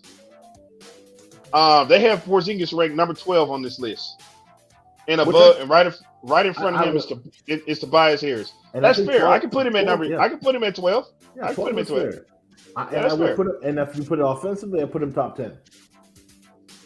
Top 10? If you're just talking about offense. When he's on his game, actually, offensively, nobody can stop him. Out of the names that they have listed, out of the names he has listed here. Yeah, I put him like top 8 or top 9, top 10, like in that era. I wouldn't put him top 5, but he is at least in the top 10 for offensive power forward. Because don't you agree that when he is a mismatch almost on everything when he wants it. He doesn't take it half the time, but when he does want it, he is pretty much a because if he takes it, y'all will be trying to get him traded tomorrow because we know how y'all are. Can't take the ball away from Luka. That's a no-no. Well, that's a big no-no. Well, that's true. Luka is your star player. Anyway, back to what I was saying. So last night in the AAC, at the beginning of the show, I showed a clip of the Mavs fans leaving the arena early. This is at the top of the fourth quarter. I just want to let you know this. This wasn't in the middle. What was the score? I don't know. It wasn't. They weren't. I want to say they were out of. They were out of reach the whole game. Because I still don't even know what happened to Tim. I guess was it a 10 or 20 point deficit? I don't remember at that point. I just know after like the first time out of the fourth quarter, everybody was out of there. I remember the guy. There's a guy, a restaurant owner who sits next to me in Dub City. He tapped his family and said, "Hey, listen, we done here. When the clock hits 7 minutes, we out of here." And he kept his promise. 7 minutes, they were out of there. Okay. Hey, listen, that's great. He posterized it. But do I need to remind you of what his numbers was last night? Jared Allen? Hold on, I'll pull that for you. I want to make sure I get this right. I want to make sure I tell you this right when I say this. I love this battle between you and Mr. Jason here. Yeah, well, he might have dunked on him, but at the end of the night, Jared Allen had 28 points and 14 rebounds. He gave you 28 and 14. You can't say nothing bad about Jared Allen last night. Jared Allen balled. He came to play last night. Listen, he was off. And them young guys.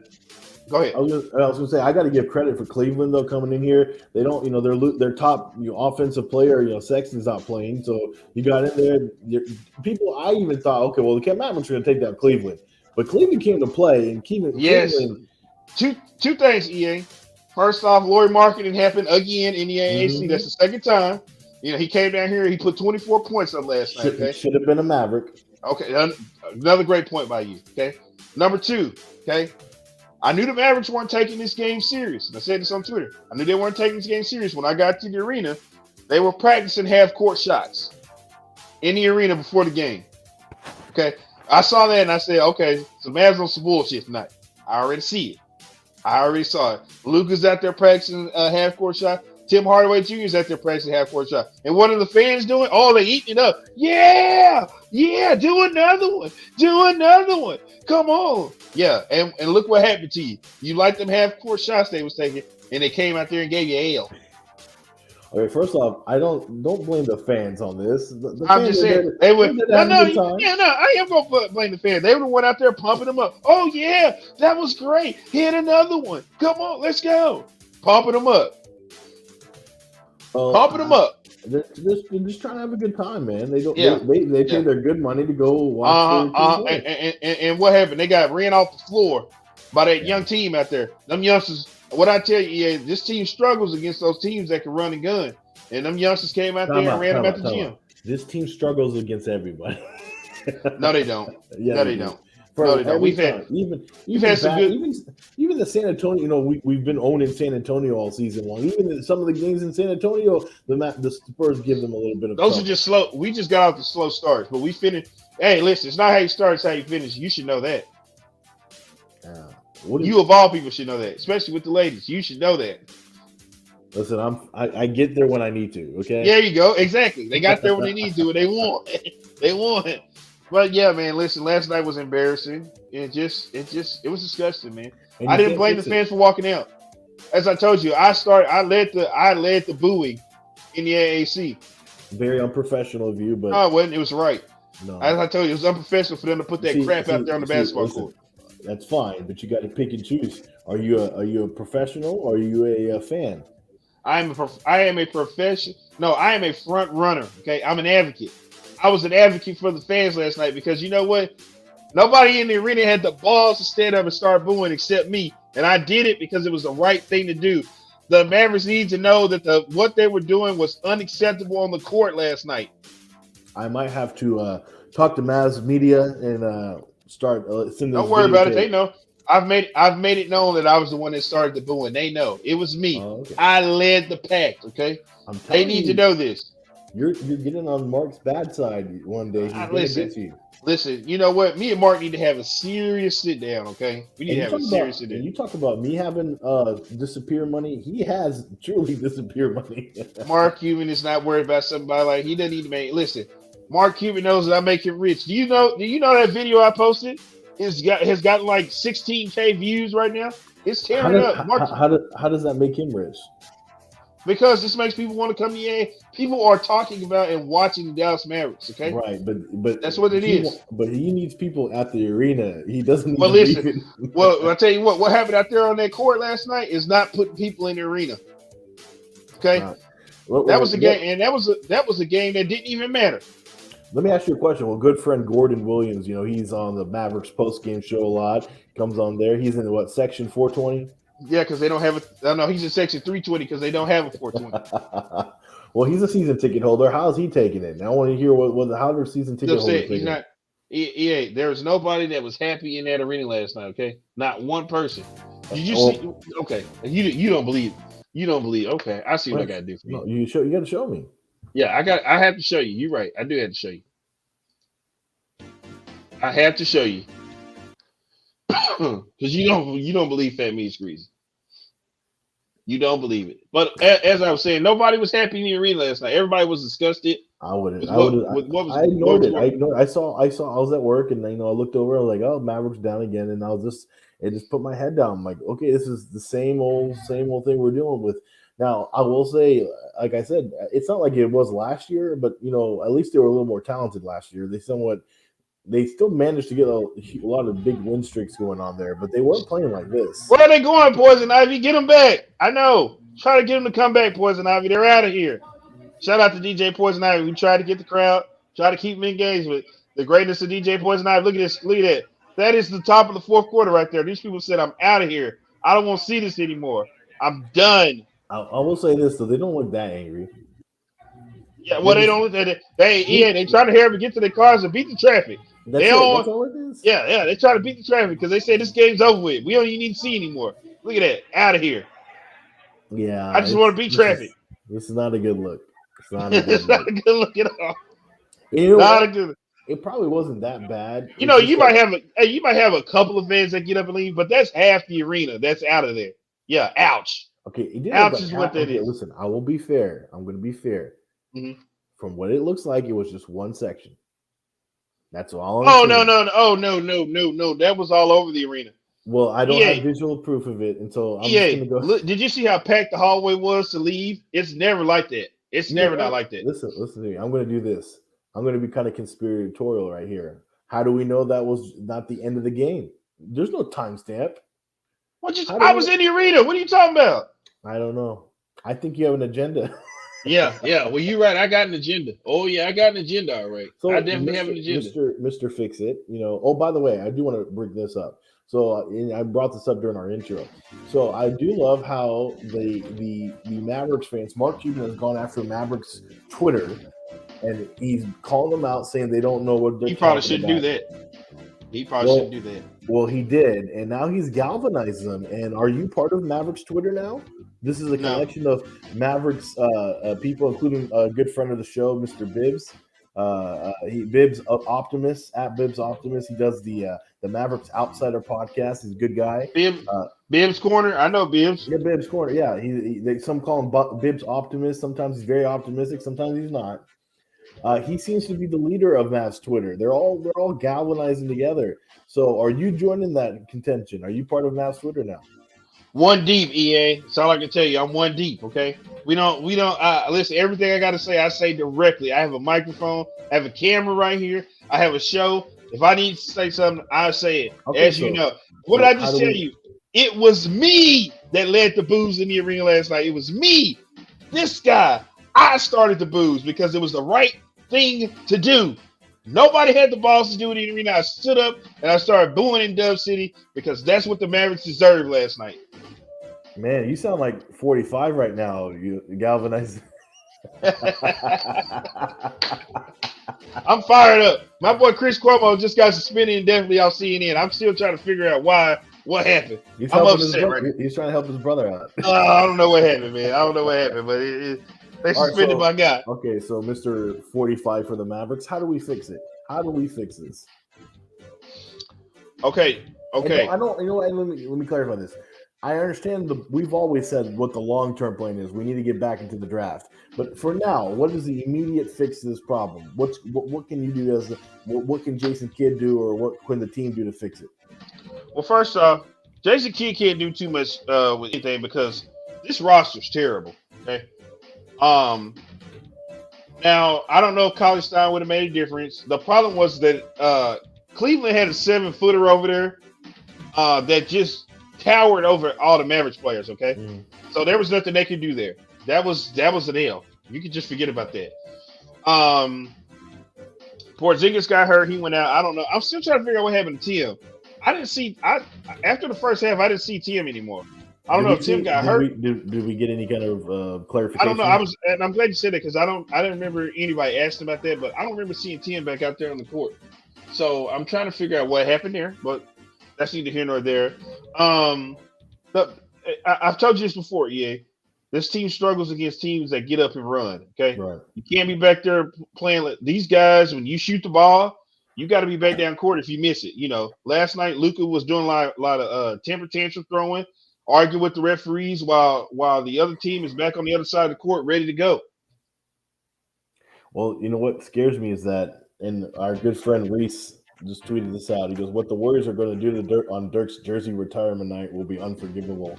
And it's kind of ironic because it's the Warriors and Dirk and all that, and now they're going to put on quite a show on Dirk's retirement night because I don't see this Mavericks team defense getting any better. Can I just remind everybody of something here? I don't need any of this. Listen, I'm a big Steph Curry fan. Maybe Clay will be back by then. But let me tell you something, okay? You know Steph Curry came in here last year and put 60 points on the Mavericks, and you know what the end result of that game was? L. He caught an L for all that shooting he did last year. So I'm not worried about that. I'm not worried about that at all. You're not worried about the Warriors coming in? I'm not worried about that because he's already proven to us that he can come in here and light it up. He can shoot as much as he wants, but at the end of the day, he can catch an L. He can catch an L. But you think this Mavs team can give them an L? I actually think this Mavs team is a little bit better. It depends what Mavs team shows up because if they're knocking down all their shots, then no, I'm not worried. Well, I hope because the only thing that we have looking forward to is Dirk's retirement night. That's the only thing that's what it's all about. Listen, actually, when they announced that really overshadowed the game.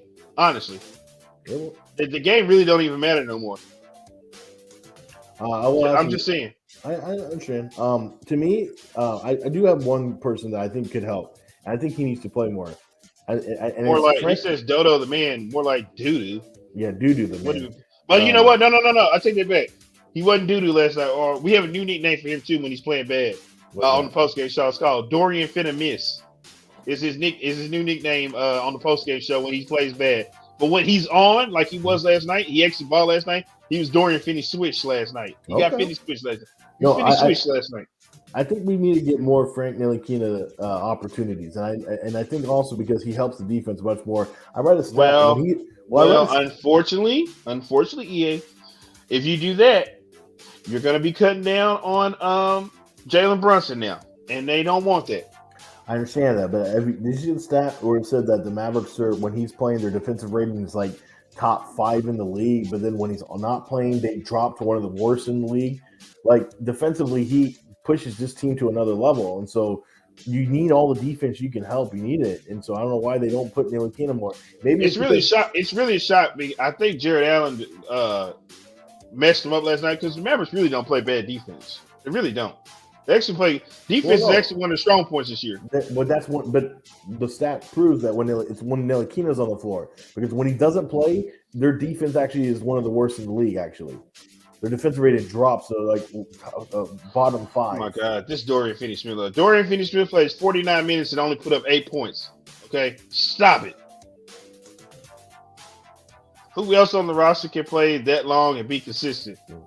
We don't know because the roster sucks. Well, I like his next point. Frank is the man, and I think Frankie Nuggets. I'm telling you that is the saving grace from this offseason that nobody. Well, I'll tell you what. If they get rid of Jalen Brunson, I'm okay with Frankie Nuggets being the next guy. Yeah, I'm okay with it. And I think he'd be perfect against the starting lineup. Who takes 5 or 6 shots a game? Dorian Finney-Smith? Dorian Finney-Smith be jacking his ass off in the game and misses all of them. Thank you. You said in a game. I was about to say. What? Dorian, hold on. How many shots Dorian Finney-Smith get last night? I can tell you that right now. Go for it. I'll look it up too. Dorian Finney-Smith he's another guy. I mean, when he's on, but he takes a lot of shots. See, have you noticed that seems to be a great thing about this Mavericks team this year? It's when they're on, and that seems we're not consistent. That's the problem, and you're not going to win games when you're inconsistent like that. Right. So okay, still 3-pointers. He was in the Cavaliers. He was his field goal was 6. He was 10 of 6. I'm sorry, 6 of 10 from the field goal, and then from 3-point he was 2 of 6. And the Wizards game, he was 3. His field goal was 3 of 5. He was 2 of 4 on 3-point. In the Clippers game, he was 7 of 14 on field goal percentage and 2 of 8 on 3-point shooting. This guy gets a lot of looks at the rim. This guy gets a lot of shots. His average field goal percentage is 42.4. His average 3-point shooting is 34. He's a 34% 3-point shooter. You know what's worse? I'm looking at the plus minuses.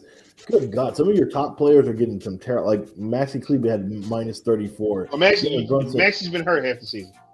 Well, but regardless, you're playing. The excuses need to drop now. Those aren't great stats. He's not making shots.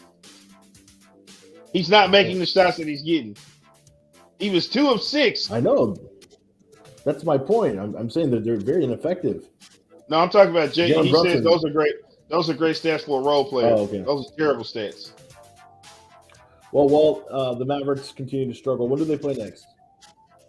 Actually, for the rest of this week, Mavericks and Cowboys are going to kill me this week. Tomorrow night, we'll be doing post game because they'll be in New Orleans with the Murder Birds.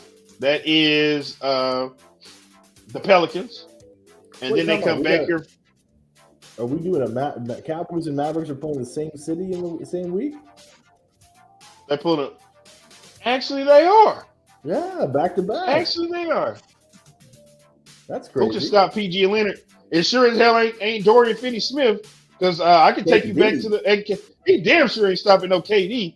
Oh, don't worry. You'll find out Tuesday. You'll find out Tuesday if he can stop that. Don't worry about it. And PG and Kawhi Leonard took turns putting points on his head in the playoffs. But so we play the Pelicans on Wednesday. We're gonna play. The Cowboys are gonna play the New Orleans Saints on Thursday. Then the Pelicans are gonna come here on Friday. We're gonna play the Pelicans here, and then Saturday night the Mavericks are gonna play the Memphis Grizzlies here at the AAC. And then Tuesday night the Brooklyn Nets are coming here, and it's gonna be on TNT. Next Tuesday, the Nets are going to play the Mavericks on TNT. Who do they not do that to? I don't know. You just told me that who can stop him? You brought the point up, and now you're saying that they don't. You tell me. You tell me who can stop him. You talk like Dorian Finney-Smith can do it. He ain't shut down nobody. He sure as hell didn't shut down Lloyd Marketing last night because Lloyd Marketing was tearing their ass up with 24. Well, Mark Cuban, I hope you're listening because Walt and plenty of the fans are upset with you and how you're running this team. Hopefully, things can try to change. Whoa. I've been upset with Mark Cuban, okay? You know this. Okay. You've been on this. All right, well, what do we got next? Well, EA, it's time to go to college football. and talk about I'm about to piss some people off. Apparently, I'm pretty sure that you want to talk about some backstabbing that's going on. I don't see any backstabbing. I don't either. I see a guy who took an opportunity that presented itself to him, and he did the right thing. He did nothing. Listen, I'm about to go on Twitter. I'm going to invite every Sooner to come on here, and I'm just to let us know. We're going to tell them how we feel about this great opportunity that just happened for this certain head coach. Hey, listen. My guy just took the opportunities that was forwarded to him. EA, he did nothing wrong. That's next here on bFb. Wait, hold on. I don't know what's going on here. Okay, let me try that again. We got technical difficulties because while still learning how to use this computer. No, it's not me. It's the I don't know if it's the internet or what, but don't worry about that because you were going a little slow for a minute. But don't worry about that. We got all that. We got all that cleared up. So yeah, we'll talk college football right here next on VFB. Brown starts at center. Get him off the sweet spot. Allen shoots almost 70% from the floor. Hardaway stops, lets the rip for the free throw line and hit for a good night shooting for a while. Last 7 games, shooting about 34% from the floor. Here's a lob and a finish. Allen. The guard's in front of him. Otherwise, it's going to be a lot of lobs tonight. Allen challenges, but nonetheless. Trailing 3 in transition, that's no good. He's an overconfident player. Great find. Wow, and great block. He's got 2 made threes. Hardaway has a basket. Jarrett Allen. He likes to put the ball in the hole. Porzingis, hello, Linda. Right over Mark. Averages 15 points and 11 rebounds, 21 and 12 over the last 3 games. Defense collapse towards the turnover. Dallas gets out and runs. You get a stop and run. It's not way up in pace, but they will get out. Block shot. Porzingis is. Garland in his second year from Vanderbilt brought it up the floor. Isaac Okoro. 4. There's a cut to the basket. Defense inside once again. Okoro disrupted on his way to the rim. Great hands by Porzingis early on. Close out. Porzingis takes it hard and throws it down. Right on top of Jarrett Allen. Goodness gracious is right. That's a confident play. By Jason Kidd. A couple of freebies. Lead for Dallas is 2. After the Brady Bickerstaff has put in one of the 2 solid veterans off the bench, Kevin Love. Dallas on the turnover. Hardaway's fine. For Hardaway Jr. A little wide on the pass there for Kevin Love. He's able to retrieve it. Back cut here by Darius Garland, who banks it in. One and done trip for the Cavaliers, who were winners against Orlando on Saturday. And on Saturday, in the win against Orlando on Saturday. Underneath, Porzingis denied this time by Jarrett Allen. Luka jumps in front of Darius Garland. Advanced pass to Okoro to a trailing Kevin. Start that time for the putback. A putback to give the Mavericks the lead. Facing up and hitting. Kevin Love, a couple of baskets for him. Ricky Rubio averaging a career best 14.5 points a game. He'll drive it. Windler will drive it. Mobley will tell Porzingis. That's a tough attempt that time. And here is Ricky Rubio. Last minute of the first quarter. Dallas has led for a lot of it, but the Cavaliers are front right now by Cleveland Cavaliers team. A little energy with the offensive rebound by Porzingis, and then a shot inside. Period. And there is Rubio, scoop for the hoop. No, Jarrett Allen just in. Bullock in a late block situation throws it away. Mobley steals. Rubio running. Leaves it for Markkanen, who drains the 3. Paulie Stein unavailable tonight due to illness. Markkanen off the inbound pass. Got it blocked right back into his hand. A lot in his repertoire. And think of where it's going to go since he's just 20 years old. As late pass from Luka. And the corner 3 is off target. And here is a hard drive and a finish by Have the energy that they need. And starting 5-7 from the floor. That was just knocked in by Dallas's Dorian Finney-Smith. That's a big hit. What a move. Cavaliers But you got to mix it up right now. Here's a three. Luka nails it. Okay. Pocket pass by Garland, and Porzingis denies Mobley at the rim. And denies Jared Allen. Block. At the end of the other end of the floor, it's Cleveland shooting a three. Rubio. Some really great playmaking, but the shots are not dropping. Rubio, good pass to a cutter. Evan Mobley with the two hands. Oh, he does that. Great facilitator. Over 6 assists a game, playing off the bench. There's away on the perimeter. Contested shot is no good. Kept alive again by Brown. Active, chasing after it. Mobley saves it in. Right to Luka for an easy two. Puts it down. KP tried to rip through move. Now he'll just take it inside. Nice footwork and good look. Without these Cleveland turnovers. A huge hole. They just had another one. Oh, that's so nice. This is Brown, and this one is finished. Darius Garland picked up by Hardaway. Cleveland trying to restore a double-digit lead, and they do. Garland. Lukic responds, and he Has to join him in making threes. Lukic 5 of 7 on threes. Get an alley-oop finish at the other end of the floor by Jared Allen. Rinse and repeat. You come along for the ride with Luka, who has 22 points. Wow. A cut to the basket and score by Isaac Okoro. Not just a cut, a very direct cut, very strong. Kenny Smith, speaking of strong. Veterans for this team tonight. Darius Garland, pull-up pass underneath. Allen quickly upstairs over Porzingis to rebound it. Rubio behind the back. He passed up a layup to kick it into the corner for a mark. Get Allen.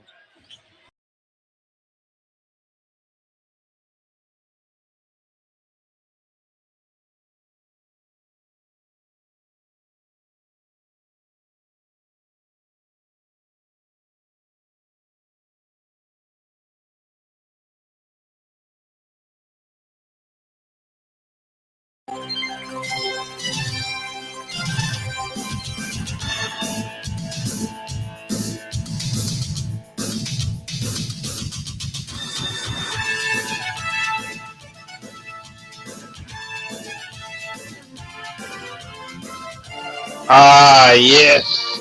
The great sounds of college football.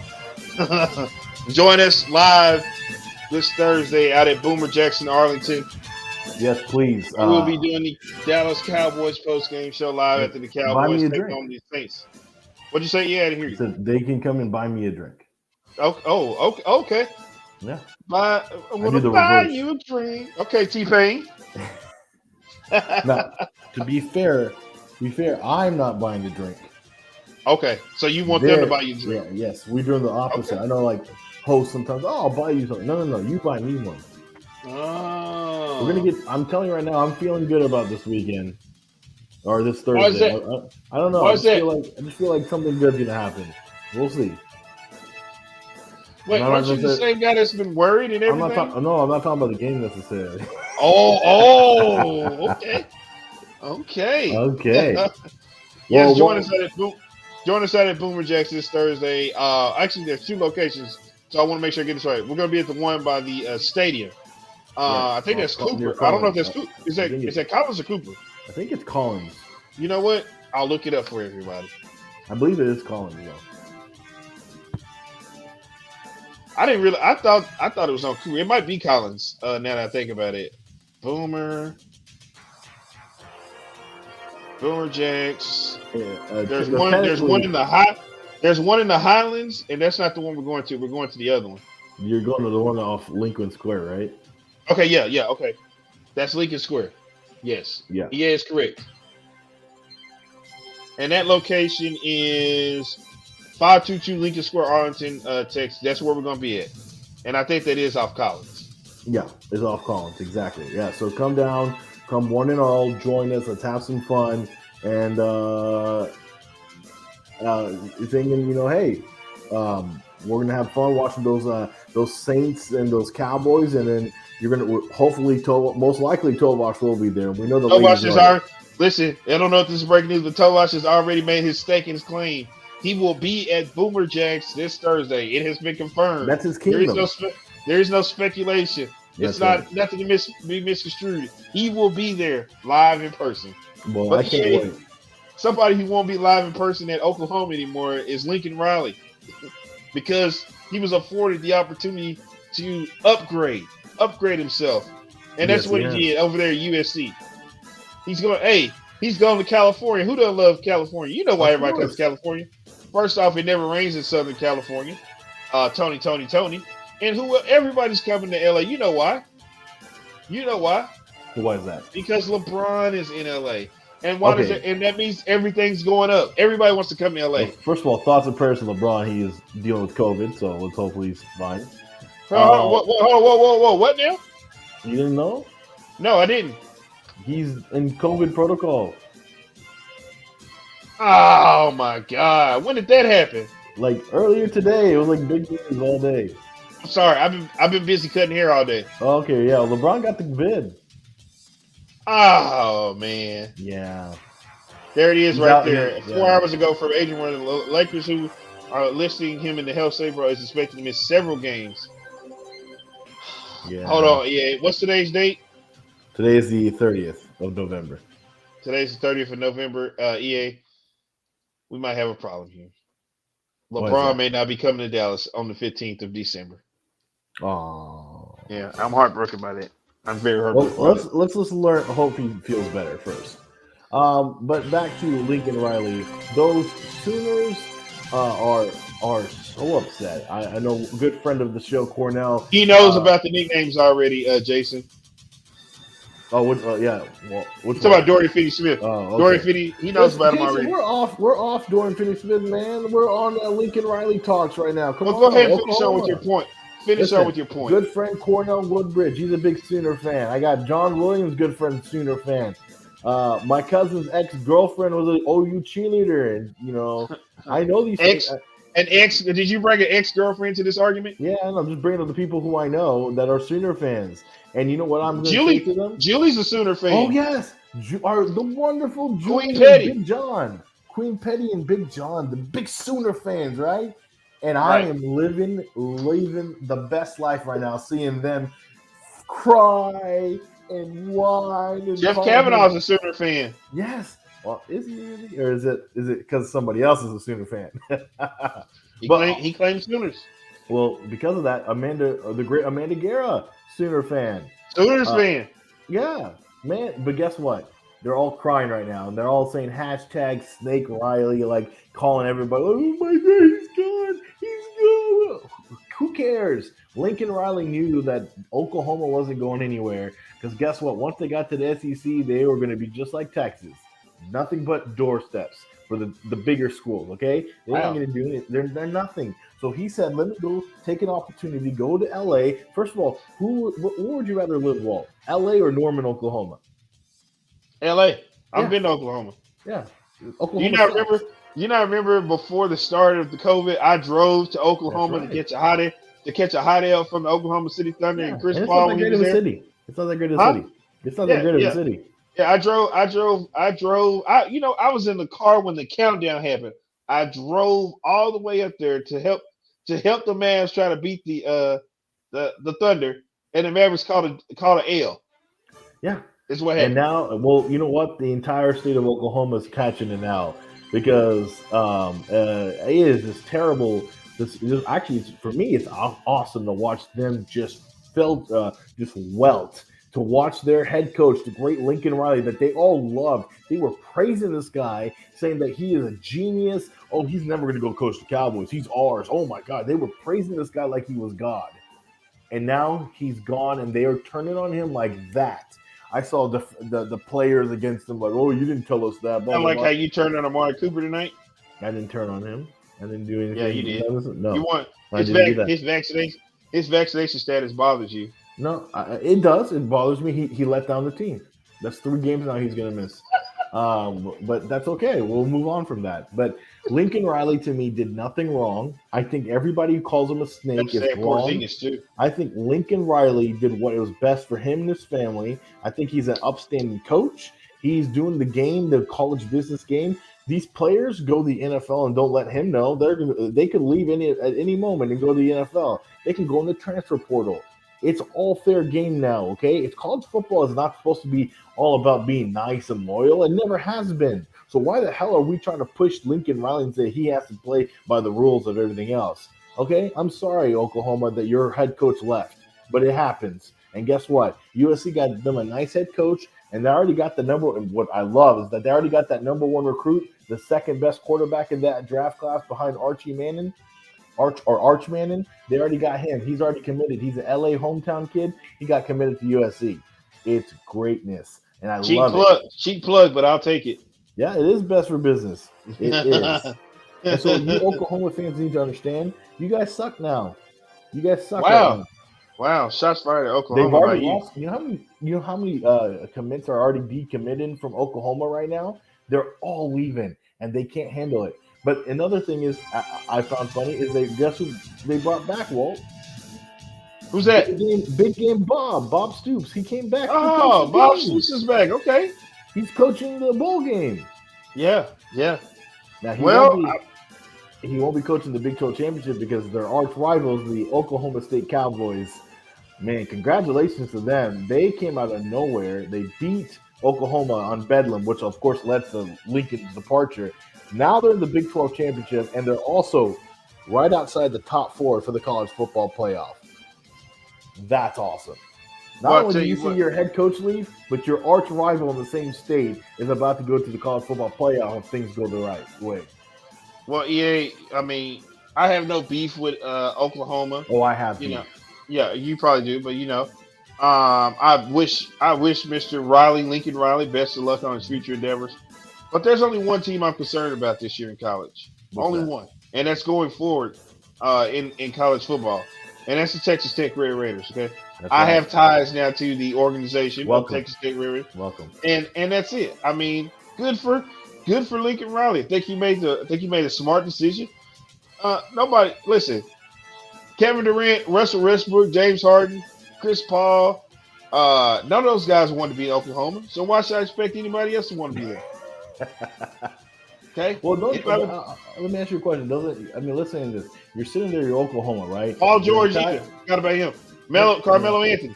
It's Oklahoma, dude. Nobody wants it there. But you got to admit that it's kind of stinging that you all season long, Oklahoma kept talking about, we're going to win the Big 12. Nothing's going to worry about. They're going to dominate. And now it looks like their arch rival, the Oklahoma State Cowboys, they're the ones going to be going. They have a shot to go to the playoff.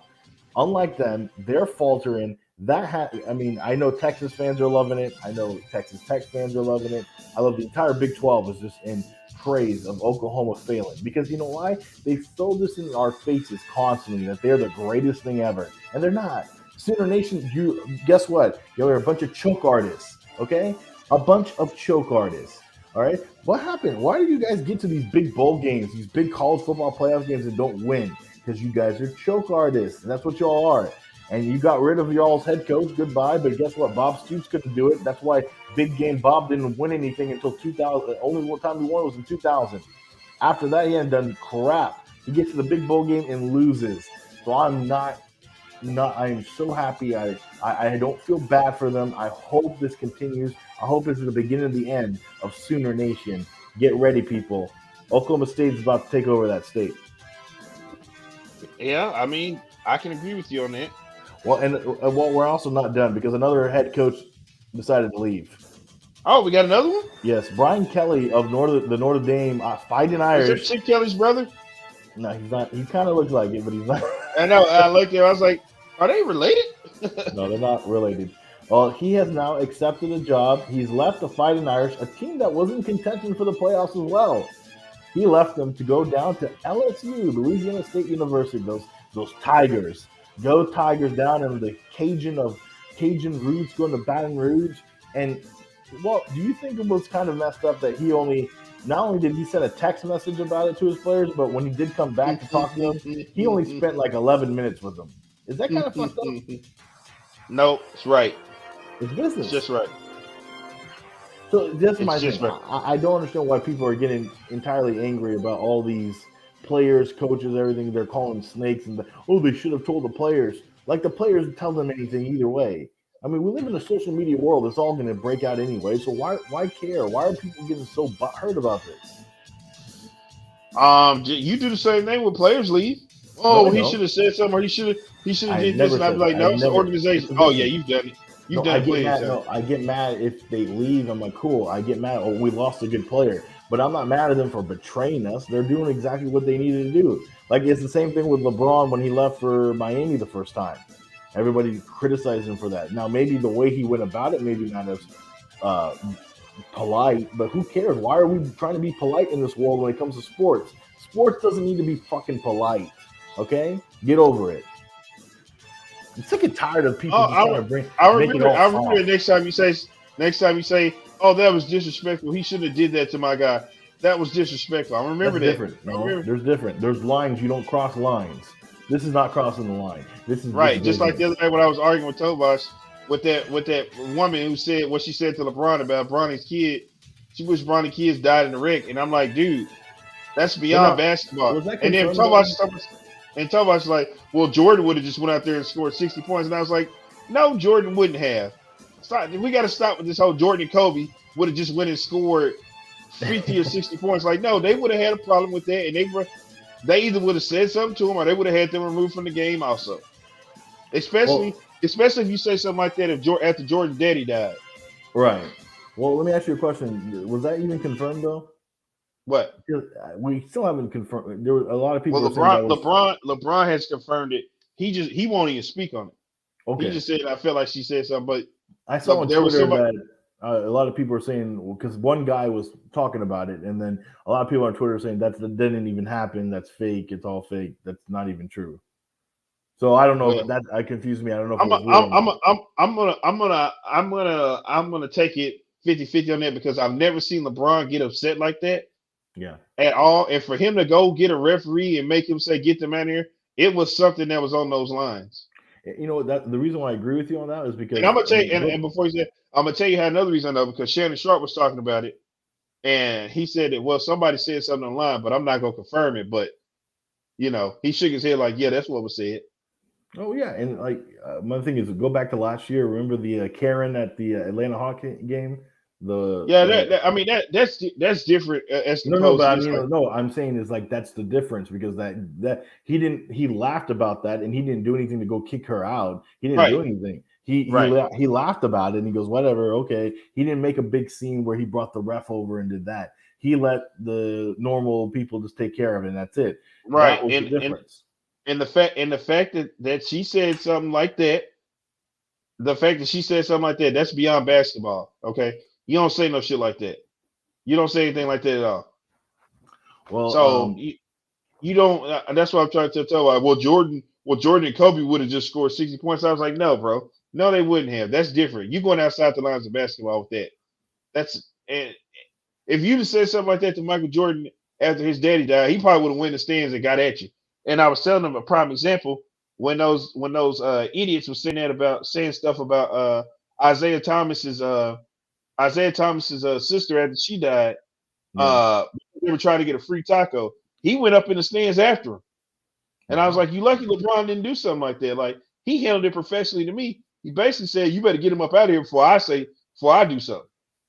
Let him know. Yeah. Well, regardless, overall, sports is not about respect. It's not about being polite. There's a line you shouldn't cross, but I don't think these coaches have crossed the line. I think they're doing what's best for business.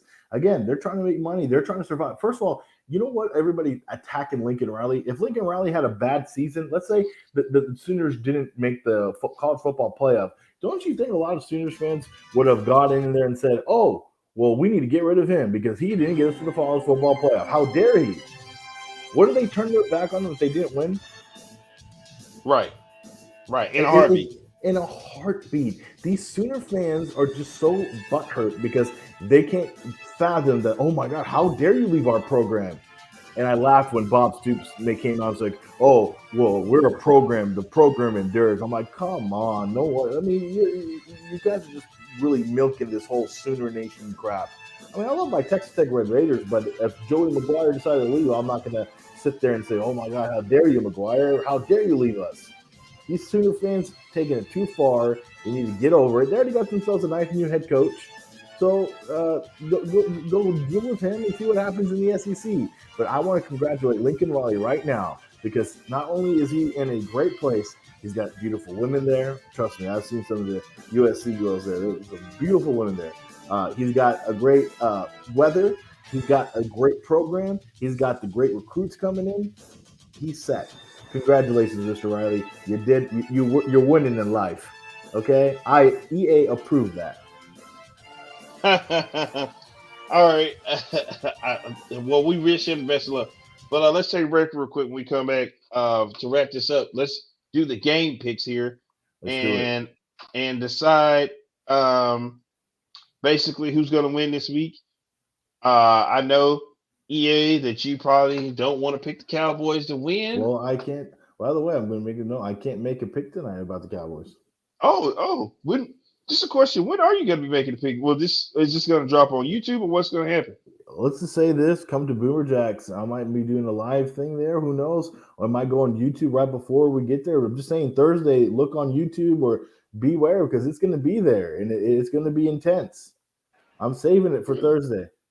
Okay, I like it. All right, so let's take a break real quick. We come back. Game picks right here next on bFb. Pass is caught. Touchdown, Detroit. They're in position to get more points. 52 yards now. Down the middle. Caught. Touchdown, Jimmy Graham. Pass in the end zone. It's there. Touchdown, Lions. Here's a first down pass play. Down the middle they go, and it's there. That's Deshaun Jackson tiptoeing for the touchdown. 2nd and 5. Lofting the ball. And into the end zone is McKeon for a Cowboy touchdown. They'll go Jacobs, and he'll go in virtually untouched for the touchdown. He could have done something. Here's the handoff.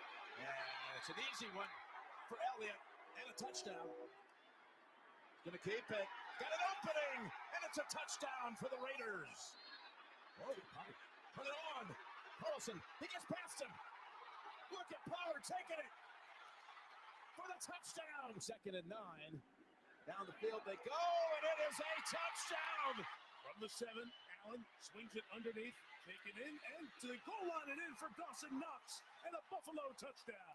Allen looking at Diggs, going at Diggs. Diggs got it. Buffalo touchdown. On the boot, Jenkins is waiting, but the pass is caught by Dawson Knox, who has his 2nd Thanksgiving night touchdown. Simeon scramble, throwing end zone, touchdown. Makes a hand signal and screens it to Breida. Working inside with the speed to the end zone for a Buffalo touchdown. Reef a block at the right tackle. They come off the wing. He's being chased. And Burrow dives. Touchdown. Holden releases. Jones up in the air. It's caught. Bourne. Touchdown. Blocked. The Dolphins special teams. Can they get a touchdown out of it? The shove forward. Touchdown Dolphins. He's got it. And Cam Newton hits a wall. Then his 2nd effort. Touchdown Carolina. On first down, Patterson again. Trying to chug to the outside. Diving for the pylon. Touchdown Atlanta. Line today for Houston. Shaky start for them. 3rd down. Pass is caught. That's the tight end, Jordan. Touchdown. Foreman in the backfield. Pass underneath, extending Westbrook Akina. Get his hands on the ball quickly. 1st and 10, going deep, looking for Higgins, and caught! Touchdown! Handed off, Fournette walks in for the touchdown. Behind the 40-yard line. Taylor brings the ball over to the end zone, and he's caught! Cooks! Touchdown! Tua fires in the end zone. Catch at the goal line. Jalen Waddle has a Dolphin touchdown. Wentz with time, loading up, going deep, has a man, he's caught for the touchdown. This is Cordero Patterson, right up the gut, and Cordero Patterson into the end zone for his 2nd touchdown of the first half. Burrow, Nixon, and digging his way, and touchdown. And that's Myles Gaskin looking for somewhere to go. He gets a block. Gaskin to the goal line, to the end zone. Touchdown, Dolphins! Wentz rolling, looking, firing, caught for the touchdown. Jack Doyle. Jets desperately need a touchdown, and they are in. Roethlisberger with the time. That's intercepted. Here goes a terrific Hilton pick, and that is 6. Brady to throw it. Gets it out to Fournette, who walks in for the touchdown. Hilliard.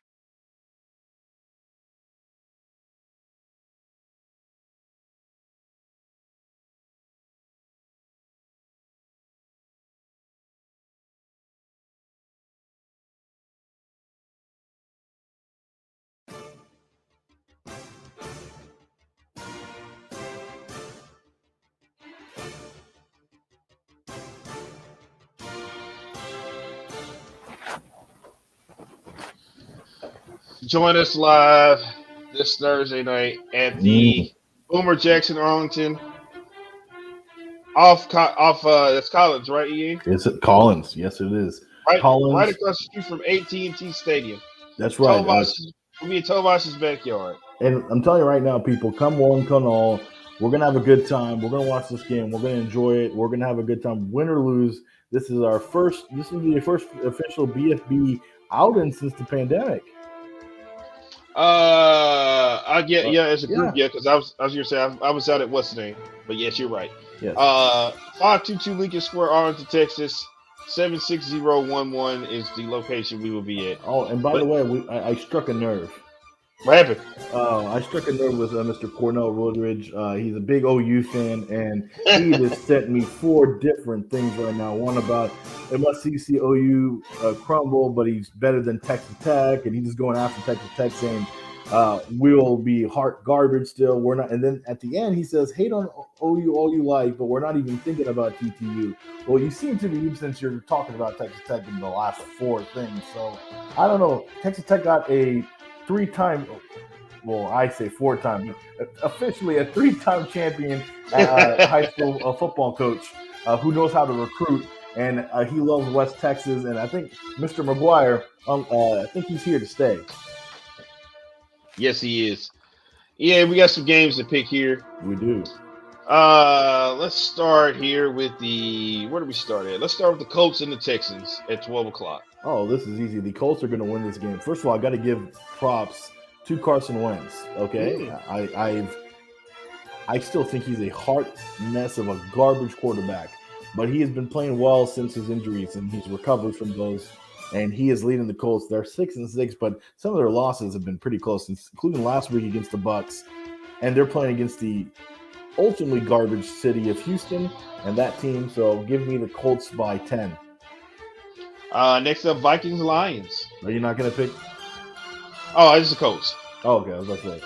Vikings-Lions. Okay, well, this is easy. The Vikings and Lions are going to go down to the wire again, because it seems that the Lions like to go to the last second, and they're going to lose again. And I really want them to lose every game like this. That would be hilarious. Okay, well, the Lions, give me the Lions. The Lions get their first win this week. No, really? Yeah. You don't believe in Kirk Cousins anymore? That's your cousin. I love Kinfolk Cousins. Kinfolk is still my cousin. He's still my guy. Okay. My kinfolk. My cousins. He's still my kinfolk. Well, but Minnesota's favored by 7, so I don't know. They're heavy favorites right now. That's all right. Nothing happened. The Giants and the Dolphins. This is weird because the Giants got their first big win since the post Jason Garrett era. Give me, you know what? Give me the Giants with an upset on the road. Rumors he's coming back Thursday to coach the Cowboys. Look out! No. Still time to get the deal done, Ian. There's still time. You think Garrett sabotaged the COVID results to get himself back in? Yep. Yeah, that's what Garrett likes to do. It was him. Remember, he did sabotage Wade Phillips, so it's no shocker. How you doing, guys? Oh my God! Yeah, get Tomas to come in. How we doing, guys? Give Buccaneers. Give me the Giants to win. Oh, I'm gonna take the Dolphins. Okay. Give me the Buccaneers and the Falcons on this one. Oh, come on! Tampa Bay is gonna run over the Falcons. Hey, that's a division game. Never know. Okay, division games get up for each other. Even the Cowboys beat the Falcons. Doesn't mean anything. The Washington football team could be the worst team in the division. But we'll beat the Cowboys some way, somehow. I'm telling you, it's gonna happen. Okay, I got the Buccaneers. Okay. Eagles, Jets. Oh, come on. The fly eagle fly thing is going to be all over this weekend. The Jets are terrible. Robert Saleh, I'm sorry, you have a terrible team, but yeah, the Eagles are going to win that one. Cardinals, Bears. I'll take the Eagles on that one. Okay, listen. Cardinals, Bears is interesting. Is Kyler Murray back? I don't think so. I think as long as they're winning, they're going to keep Kyler Murray out. They lose one game, Kyler Murray's coming back. Give me the Bears. I know I might be wrong, but give the Bears an upset right there. Okay. This is a good one right here. Two of my top rookie quarterbacks playing against each other. Well, what's the name's not a rookie. Two of my favorite upcoming quarterbacks playing against each other. We got the Chargers taking on the Bengals. Chargers, Bengals. Wow. Okay, that's going to be a good one. That really will be. And you know what? As much as I love Justin Herbert, I got to go with those Cincinnati Bengals because they're the biggest surprise of the season. Not only one of the best teams in the AFC, they're playing well, and Joe Burrow just keeps getting better every week. And I told you, man. I told you that kid is Kevin McAllister is really good. Kevin McAllister is really good, man. Yeah, I'm gonna go with the Bengals on that one. Give me the Bengals over the Chargers. Oh man, that's a tough one. That's a tough one. Did you see the Chargers play? I want to really go with the Chargers. Here's the problem with the Chargers. They haven't been that, they're good, but they're not like attacking teams like they should be. So I think I'm going to go with the Bengals. I don't know. The Chargers are a good team. They really are. You go pick them. I think I'm going to take the Chargers. Okay, fine. I'm taking the Bengals. Jaguars, Rams. The Rams come back, get a nice little victory. Yeah. Matt Stafford comes back. Come on. What's the coach over there in the Jaguars? I keep forgetting. Urban Meyer. He's on his way out. You think so? Well, he got one of these college jobs. I'm surprised he didn't leave to go get the Oklahoma job. Washington. Oh, that's I'm taking the Rams on that one too. Washington and the Raiders. Henneke, the quarterback for the Washington football team, he plays well. I like him. He may not be like the best quarterback, but he plays well within the system. They're going to beat the Raiders at home. Give me the Raiders. No, the Raiders are at home. Yeah, so give me Washington over the Raiders. Give me the Raiders. Give me the Raiders. You know they're only favored by 2.5. I don't give a damn about all that gambling crap. Miss me with that. Okay. Ravens, Steelers. Oh, the Ravens are going to win this game. The Steelers are a hot mess. Okay. I don't trust 49ers, Seahawks. Oh, the Niners are going to win this one big as well because the Seahawks, you see what they did? Goodness. Russell Wilson is not. What is going on with him? He just got back. Sierra messed him up.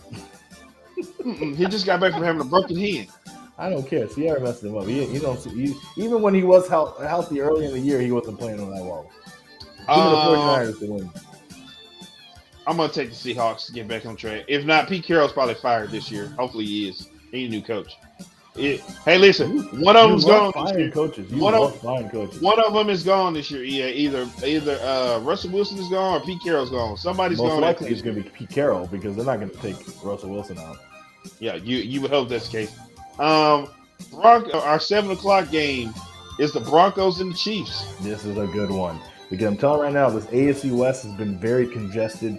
And the Chiefs look like they're on a roll. They're coming back. I know the Chiefs are favored by 10, but the Broncos could make a surprise like they did against the Cowboys. They have the ability to do that. Give me the Broncos with an upset win over the Chiefs. Ooh. I'm going to take 15 p.m. You think he's back? I think he might be back. Who did they play last week? They played well last week. No, who did they play last week? I can't remember. I keep saying that I think they played the Cowboys, but then that's it. No, you know what? Actually, I think they had a bye week this week. They most likely did because I didn't hear anything. They had a bye week this week. Okay, so then they're going to come back. I mean, they had a nice win against the Cowboys. They get a bye week, and now. Oh yeah. So they coming back. Yeah, they coming back high. But I'm going for the Broncos. In our Monday night game, Yes. the New England Patriots taking on the Buffalo Bills. Division implications. First off, this is probably the most exciting Monday Night Football matchup in a while. And I got to ask you right now before we do this: Are you watching original ESPN for this? Or are we watching Peyton Eli for this? I tell you what. Next year with Peyton and Eli, they're gonna have to fix the delay they're on. It's terrible. I hate the delay. Yeah, I hate. That's the only thing I hate about it. Like, but they'll be everything else talking. Like I was watching them talk to. I think it was Bill Parcells, Mhm. and he was asking him a question, and the delay was so late that Parcells was starting to answer the question, but Peyton would start talking, and then they start talking over each other. They're gonna have to fix the. They're gonna have to fix the delay. But that's the only problem.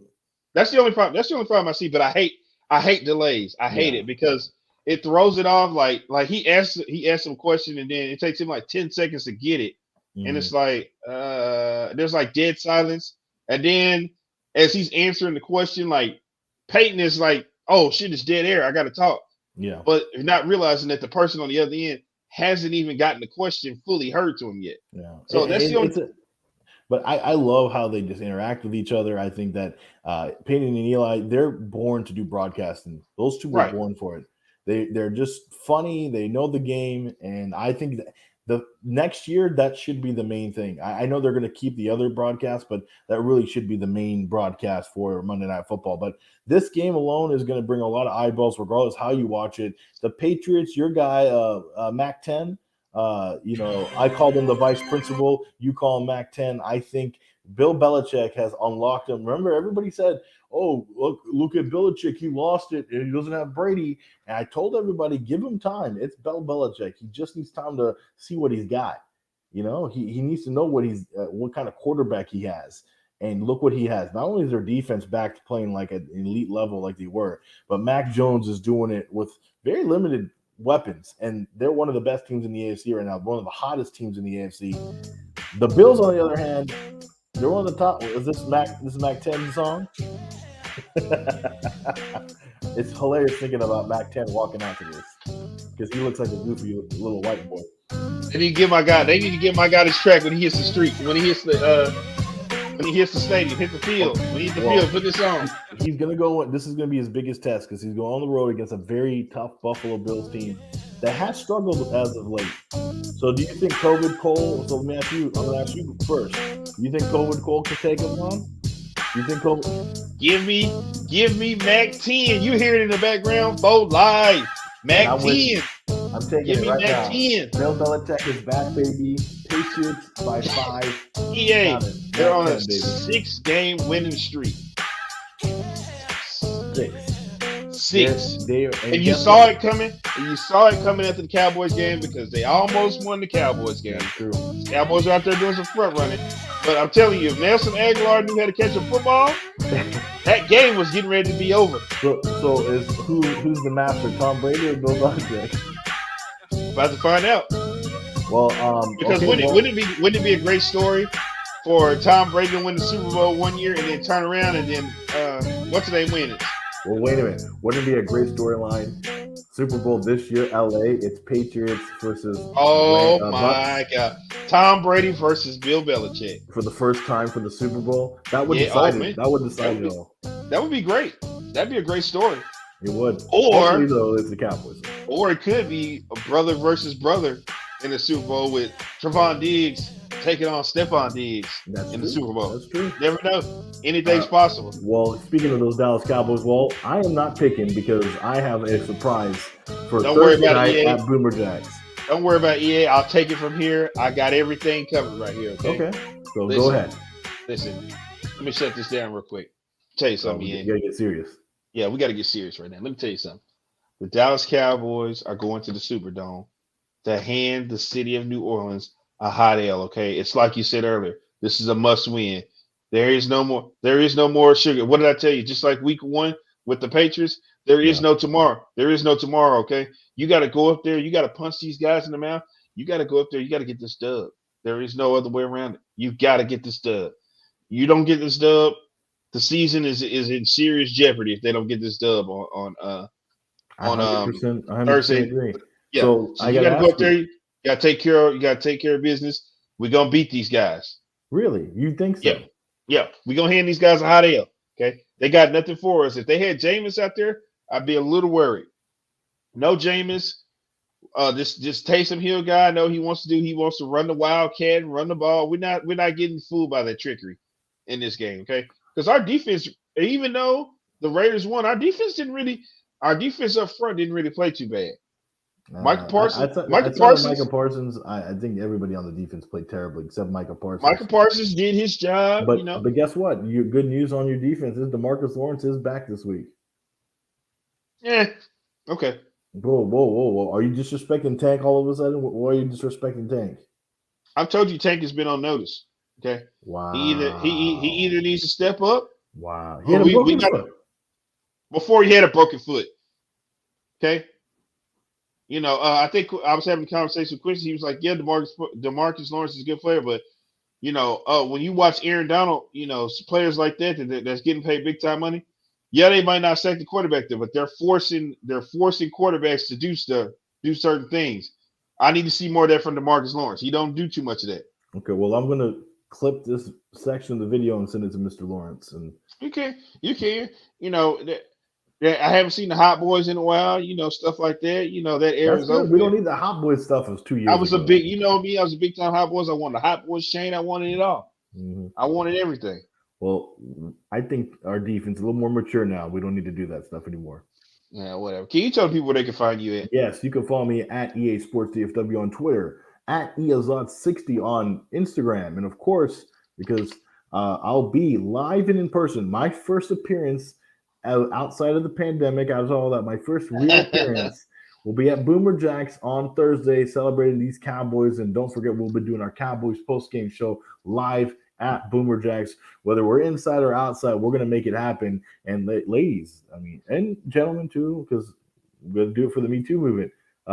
If y'all want to buy me a drink, I'm not going to refuse.